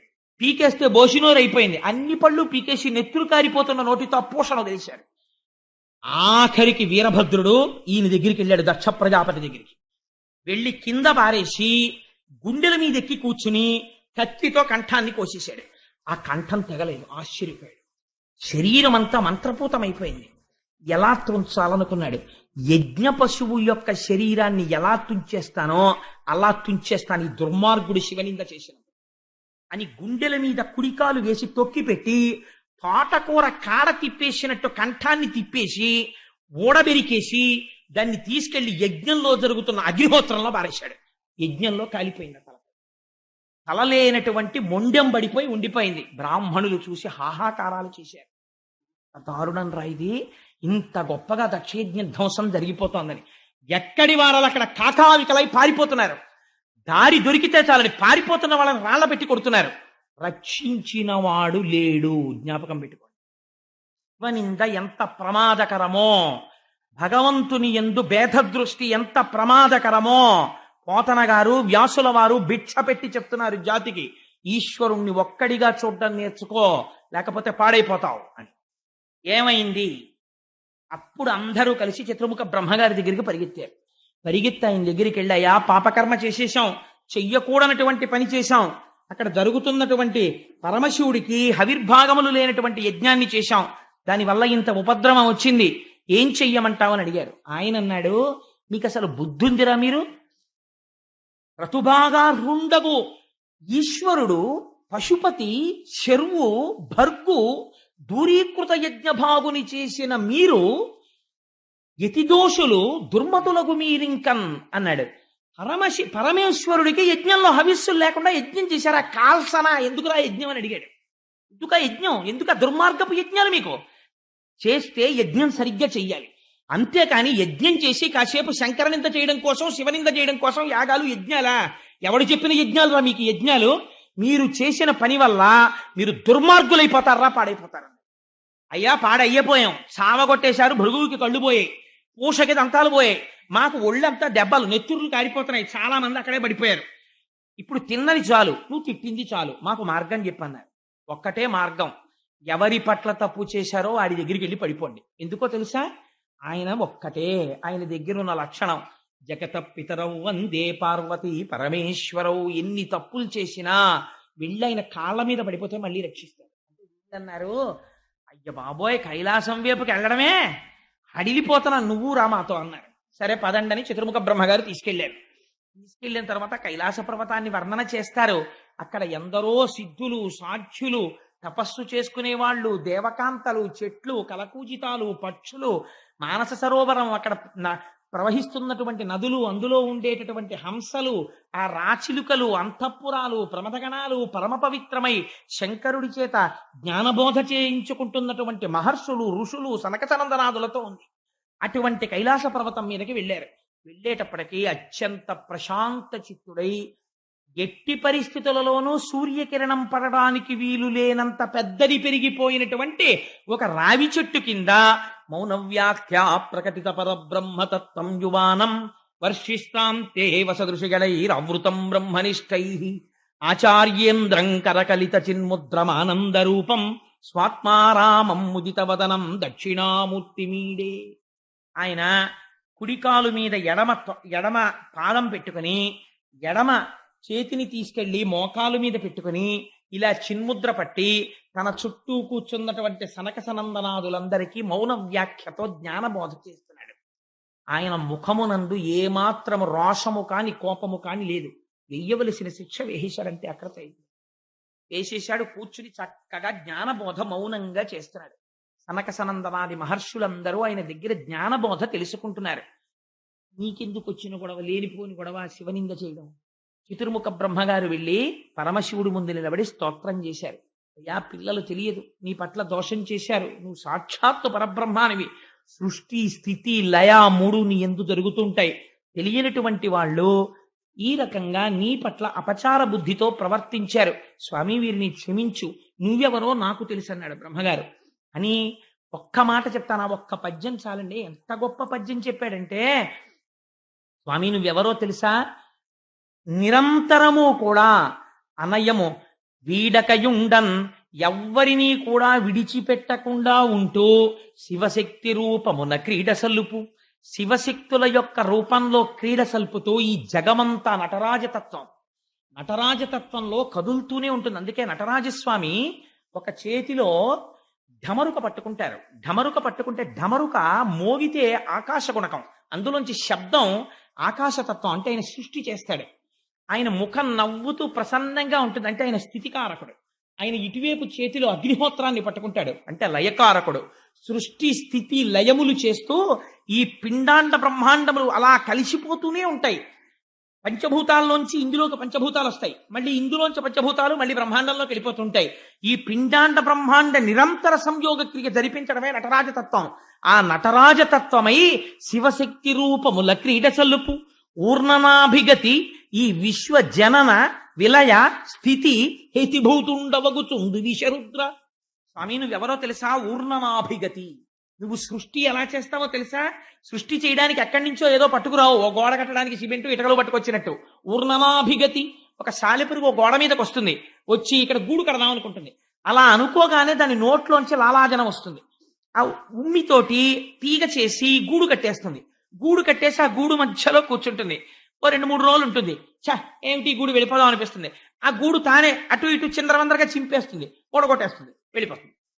అలా నువ్వు కట్టు, నువ్వు పాడిచే, నువ్వు తిరుగా గూట్లో, నీ వల్ల కాదు. ఊర్ణనాభిగతి. నీకు వేరే ఉపకరణాలు ఉండవు. నీ అంత నువ్వు సంకల్పం చేసి లోకాన్ని సృష్టి చేస్తావు. నీవే ఇంతగా పరిణమిస్తావు. ఆఖరణ నువ్వే లయం చేసేస్తావు. మైనపు ముద్ద నల్లపూసల్లో తిరిగి అంటించుకున్నట్టు నీలోకి లోకాల్ని తీసేసుకుంటావు. అటువంటి వాడివని తెలియక నీ యందు భేదబుద్ధితో ప్రవర్తించారు. స్వామి వీళ్ళని అనుగ్రహించు. అప్పుడు వీళ్ళందరూ అయ్యా మా వల్ల పొరపాటు జరిగిపోయింది, క్షమించమని స్తోత్రం చేశారు.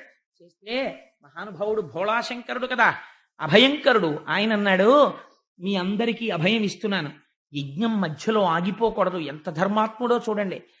యజ్ఞము నడిపించండి. ఎవరు యజ్ఞము చెయ్యాలో ఆ దక్ష ప్రజాపతికి ఇవాళ ముఖం లేదు, తీసేశాడు వీరభద్రుడు. అందుకని ఒక గొర్రె ముఖాన్ని తీసుకెళ్లి అతికించండి. ప్రజాపతులలో దక్ష ప్రజాపతి ఇలా గొర్రె ముఖంతో ఉంటాడు. ఎందుకో తెలుసా అండి? దేనిపోని శివనింద చేసినందుకు నాకు ఈ గొర్రెముఖం వచ్చింది సుమా అని చెప్పడానికి దక్ష ప్రజాపతి గొర్రెముఖంతో ఉంటాడు. అప్పుడు మిగిలినటువంటి యజ్ఞ భాగాన్ని పూర్తి చేస్తాడు. పూష తాను ఏదైనా తినవలసి వచ్చినప్పుడు యజమాని యొక్క దంతములతో తింటాడు. భృగువుకి నేత్రములు ఇస్తాను, కానీ తాను తినవలసినటువంటి హవిస్సులు భృగువుకి కనపడతాయి ఇంక నుంచి అని ఎవరెవరు దెబ్బలు తిన్నారో, ఎవరెవరికి అంగవికలురయ్యారో వాళ్ళందరికీ మళ్ళీ తిరిగి స్వాస్థ్యమును ప్రసాదిస్తున్నాను. ఈ యజ్ఞమును మీరందరూ కూడా సంతోషముగా పూర్తి చేసుకోండి అని మళ్ళీ ఎవరెవరు ఇబ్బంది పడ్డారో వాళ్ళందరికీ వరాలు ఇచ్చేశాడు. అందరూ సంతోషంగా స్తోత్రం చేస్తుంటే అప్పుడు దక్ష ప్రజాపతికి ఓ గొర్రె తలకాయ తీసుకెళ్లి పెట్టారు. ఠంగుని లేచి నిలబడ్డాడు. నిలబడి పరిగెత్తుకుంటూ కైలాసానికి వచ్చాడు. వచ్చి అప్పుడు శంకరుణ్ణి చూసి ప్రార్థన చేశాడు. అయ్యా, నీకపరాధుడనగు నన్ను దండించుట దండనము కాదు మదిన్, నన్ను రక్షించుటగా తలతను అభవ ఈశపు రహర రుద్ర. స్వామి, నువ్వు నన్ను దండించడం నేను దండనగా భావించట్లేదు, దీన్ని రక్షణగా భావిస్తున్నాను. దీని వలన ఇంకా భవిష్యత్తులో ఎప్పుడూ ఎవ్వరూ ఇటువంటి అపరాధములు చేయకుందురుగాక, అందరూ తెలుసుకుంటారు.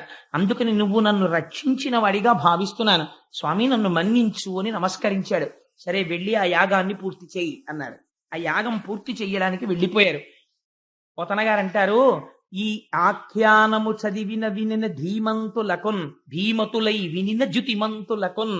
జుతిమంతుడు అంటే రాగద్వేషాలు లేకుండా ఉన్న సత్యాన్ని ఉన్నట్టు గ్రహించడానికి యథార్థ బుద్ధితో నిష్కల్మష చిత్తంతో కూర్చుని విన్నటువంటి వాడు ఎవడున్నాడో అటువంటి వాడికి ఆయువు ధనమును కల్గును. ఏదైనా రోగాలు వచ్చి వాడికి అపమృత్యు దోషం ఉంటే అటువంటి అపమృత్యువు పోయి ఆయుర్దాయం నిలబడుతుంది. దరిద్రుడైన వాడుంటే వాడికి ధనము కలుగుతుంది.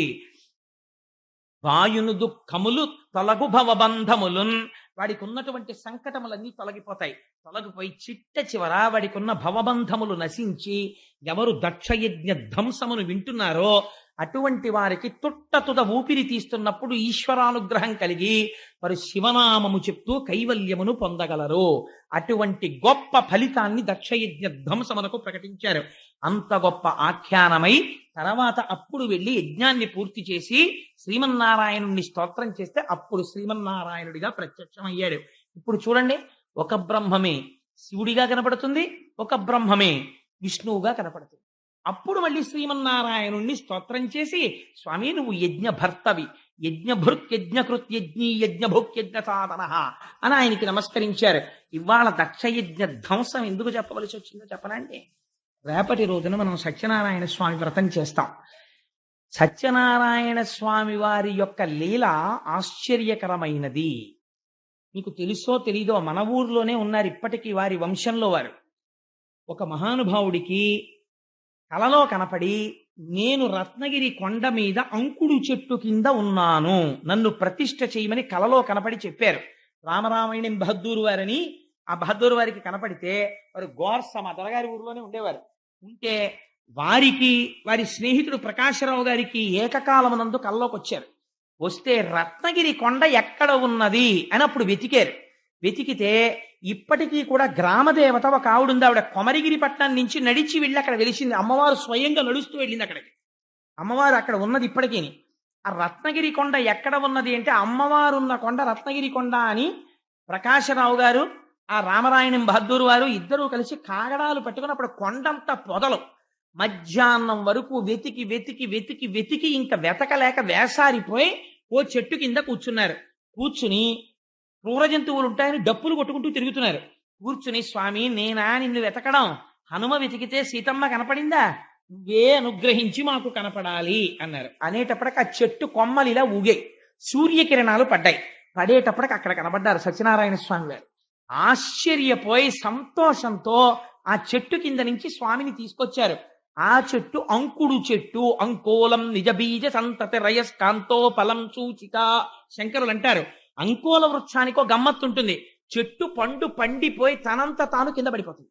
పడిపోయిన తర్వాత బద్దలైపోగానే అందులో గింజలు మళ్ళీ టంగుని ఎగిరి చెట్టు అంటుకుంటాయి. అలా అంకుడు చెట్టు పరబ్రహ్మం. తన నుంచి విడిపోయినటువంటి జీవుల్ని మళ్ళీ ఈశ్వరుడు తనలోకి తీసుకుంటాడు. అందుకే రక్షణ, లయకారకత్వం అంటేను. అటువంటి అంకుడు చెట్టు పరబ్రహ్మస్వరూపం. అంకు అన్న మాటలో పూర్ణానుస్వరం సత్యవతీదేవి. అంకు అన్న మాటలో అకారం విష్ణు స్వరూపం, కకార ఉకారములు బ్రహ్మ శివుడు. అందుకనే ఇప్పటికీ అన్నవర క్షేత్రంలో ఆ త్రిపాద్విభూతి మహాయంత్రం విష్ణు పంచాయతనంతో ఉంటుంది. లోపల మీరు ధ్వజస్తంభం దగ్గర ప్రదక్షిణం చేస్తే లోపల సూర్యుడు, వినాయకుడు, అంబిక, పరమశివుడు ఉంటారు. పైన ధ్వజస్తంభానికి పైన ఇటుపక్కన శంకరుడు ఉంటాడు. మధ్యలో ఇంతంత మీసాలు పెట్టుకుని ఆయన ఒక్కడే పురుషుడు, మిగిలిన వాళ్ళందరూ ఆయన్ని పొందాలి. గొండు మీసాల వాడు ఉంటాడు అక్కడ సత్యనారాయణ స్వామి. పక్కన అనంతలక్ష్మీ సమేతుడై ఉంటాడు. ఆయనకి వీర వెంకట సత్యనారాయణుడని పేరు. వీర అంటే దానవీర, ధర్మవీర, దయావీర, ఎన్ని వీరత్వములైనా ఆయన దగ్గర ఉన్నాయి. వెంకట, మీరు తలుచుకున్నంత మాత్రం చేత మీ పాపాన్ని తీసేస్తాడు. సత్య, మార్పు లేనటువంటి వాడు. నారాయణ, అందరికీ కల్పతరువైనటువంటి వాడు, జీవులందరూ ఆశ్రయించినటువంటి వాడు, జీవులకు ఆశ్రయమైనటువంటి వాడు. ఆ శివకేశవుల భేదం ఉండదు. అందుకే తులసి పత్రితో పూజ, మారేడు దళంతో పూజ, రెండింటితోనూ ఏకకాలమునందు పూజ స్వామికి. అందుకని పక్కన శంకరుడితో ఒకే పీఠం మీద వెలిసి ఉంటాడు. అటువంటి సత్యనారాయణుడు మనకి ఉన్న ఈశ్వర తత్వము ఒక్కటే అని ప్రతిపాదించగలిగినటువంటి మహత్తరమైన స్వరూపం. ఆ స్వరూపం, ఆ అంకోణ వృక్షం ఎక్కడుండేదో తెలుసా అండి? ఇప్పుడు సత్యనారాయణ స్వామి వారి క్షేత్ర పాలకుడైనటువంటి రామచంద్రమూర్తి గుడి ఉందే, ఆ గుడి పక్కనే కళ్యాణ మంటపం ఒకటి ఉంటుంది. ఆ కళ్యాణ మంటపం ఎక్కడుందో అంకోల వృక్షం అక్కడ ఉండేది. అక్కడ దొరికారు సత్యనారాయణ స్వామి వారు. అక్కడ దర్శనం ఇచ్చిన తర్వాత తీసుకెళ్లి ప్రతిష్ఠ చేశారు. ఇప్పటికీ మీకు ఒక రహస్యం చెప్తున్నాను. నాకు స్వానుభవం, వేదిక మీద చెప్పడం నాకు ఇష్టం లేదు. అప్పటికే ఒకసారి నోరు జారి చెప్పేశాను నా వ్యక్తిగత అనుభవం. ఒక దేవాలయంలో చాలా దూరంలో మీరు ఎక్కడ ఉండి సత్యనారాయణ స్వామి వారిని తలుచుకోండి, ఆ యంత్ర మహిమ చేత ఆయన వింటారు. రేపటి రోజున మన జీవితంలో ఎప్పుడూ మనం సంధ్యావందనం చేస్తే ఒకటి కోరుతాం, విష్ణు శివశ్చ హృదయం విష్ణోశ్చ హృదయం శివ యథాంతరం న పశ్యామి తథా మే స్వస్తిరాయుషి. శివకేశముల యందు భేదబుద్ధి లేకుండా నా జీవితము గడుచుగాక అని అడుగుతాం. అటువంటి అభేదమైన తత్వాన్ని, ఆ సత్యనారాయణ స్వామి వారి వ్రతాన్ని రేపటి రోజున మనం చెయ్యబోతున్నాం. మీకు నేను ఒక్క విషయంలో క్షమార్పణ చెప్పాలి. ఇక్కడ చాలా మందికి పాపం రేపటి వ్రతం చెయ్యాలి అని కోరికుంది. ఎప్పుడైనా మీకు నేను ఆ వ్రత కథ వెనక రహస్యం, అసలు ఆ మంటపం అలా ఎందుకు వేస్తారు, అది ఎప్పుడైనా ఉపన్యాసంలో చెప్తాను. ఇప్పుడు భాగవతంలో కుదరదు కాబట్టి. కానీ మీలో వ్రతానికి టికెట్లు దొరకని వాళ్ళు ఏమీ బెంగ పెట్టుకోకండి. నేను ఒక లఘు మార్గం చెప్తాను, మీ అందరూ వ్రతం చేసినట్టే. మీరు రేపటి రోజున అత్యంత ఆనందంతో, సంతోషంతో గోపాలకృష్ణ గారికి చెప్పి బయట 3-4 పెద్ద పెద్ద కళాయిలు పెట్టిస్తాం. మీ చేత్తో ఇన్ని పువ్వులు పట్టండి చాలు. పత్రం పుష్పం ఫలం తోయం యోమే భక్త్యా ప్రయచ్చతి. మీరు తెచ్చినటువంటి పువ్వులు మీ హృదయముతో సమానము. మీరు తెచ్చిన పువ్వులు అందులో సమర్పించండి. ఈ పువ్వులు రేపు వ్రతం చేసే వాళ్ళ ద్వారా సత్యనారాయణ స్వామి వారి పాదాల మీద వేయిస్తాం. ఈశ్వరుడు భక్తికి లొంగిపోతాడు. మీరందరూ వ్రతం చేసిన ఫలితం సిద్ధిస్తుంది. వ్రతం అయిపోగానే అందరం కూర్చుని చక్కగా సత్యనారాయణ వ్రతం చేద్దాం. వ్రతం అయిపోయిన తర్వాత అంటే కాసేపు సౌకర్యం కోసం కూర్చున్న వాళ్ళు కాస్త ఏదో దీపారాధన అగరబత్తు అవి తిప్పాలి కాబట్టి కాసేపు లోపల కూర్చోవడం, అది మీరు ఆ వ్రతాన్ని చూడొచ్చు చుట్టూ కూర్చుని. అలాగే వ్రత కథని స్పీకర్లో వినొచ్చు. ఆ తాదాత్మతని పొందుతూ మీరు మానసికంగా చేసేయచ్చు. బయట కూర్చుని మీరు కూడా ఆవాహయామి స్థాపయామి పూజయామి అంటే కళ్ళు మూసుకుని ఓ తాంబూలం అక్షతా మంటపంలో పెట్టేసుకుంటూ ఉండొచ్చు. ఏమి దోషం లేదు. ఆఖరణ కథ విని ప్రసాదం మీ అందరికీ వితరణ చేయబడుతుంది. మహానుభావుడు సేమకుర్తి భాస్కర్రావు గారు దానికి ఏర్పాట్లు చేశారు ప్రసాదానికి. అందుకని అందరికీ ప్రసాదం ఇస్తారు. ప్రసాదం తింటే వ్రతం చేసినట్టే, అనుగ్రహం సిద్ధిస్తుంది. చేసి అందరం కలిసి భీష్మాచార్యుడు మహానుభావుడు శరీరం వదిలిపెడుతూ ఎదురుగుండా పరమాత్మని చూస్తూ విష్ణు సహస్రం చెప్పి వెళ్ళిపోయిన మహాపురుషుడు భీష్ముడొక్కడే. రేపటి రోజున మనుష్యుడిగా పుట్టిన అందరం ఆయనకి తర్పణ ఇవ్వాలి. చక్కగా వ్రతం చేసుకుని అందరం కూర్చుని విష్ణు సహస్రం చదివి రేపటి రోజున మహానుభావుడు తత్వవిధానంద సరస్వతీ స్వామి వారి దర్శనం చేసుకుని వారి అనుగ్రహ భాషణం విని తరించి ఇంటికి వెళ్ళి సాయంకాలం వద్దాం.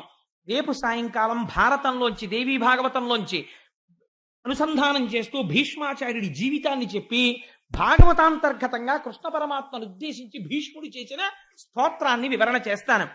శ్రీ శ్రీనివాస గోవింద.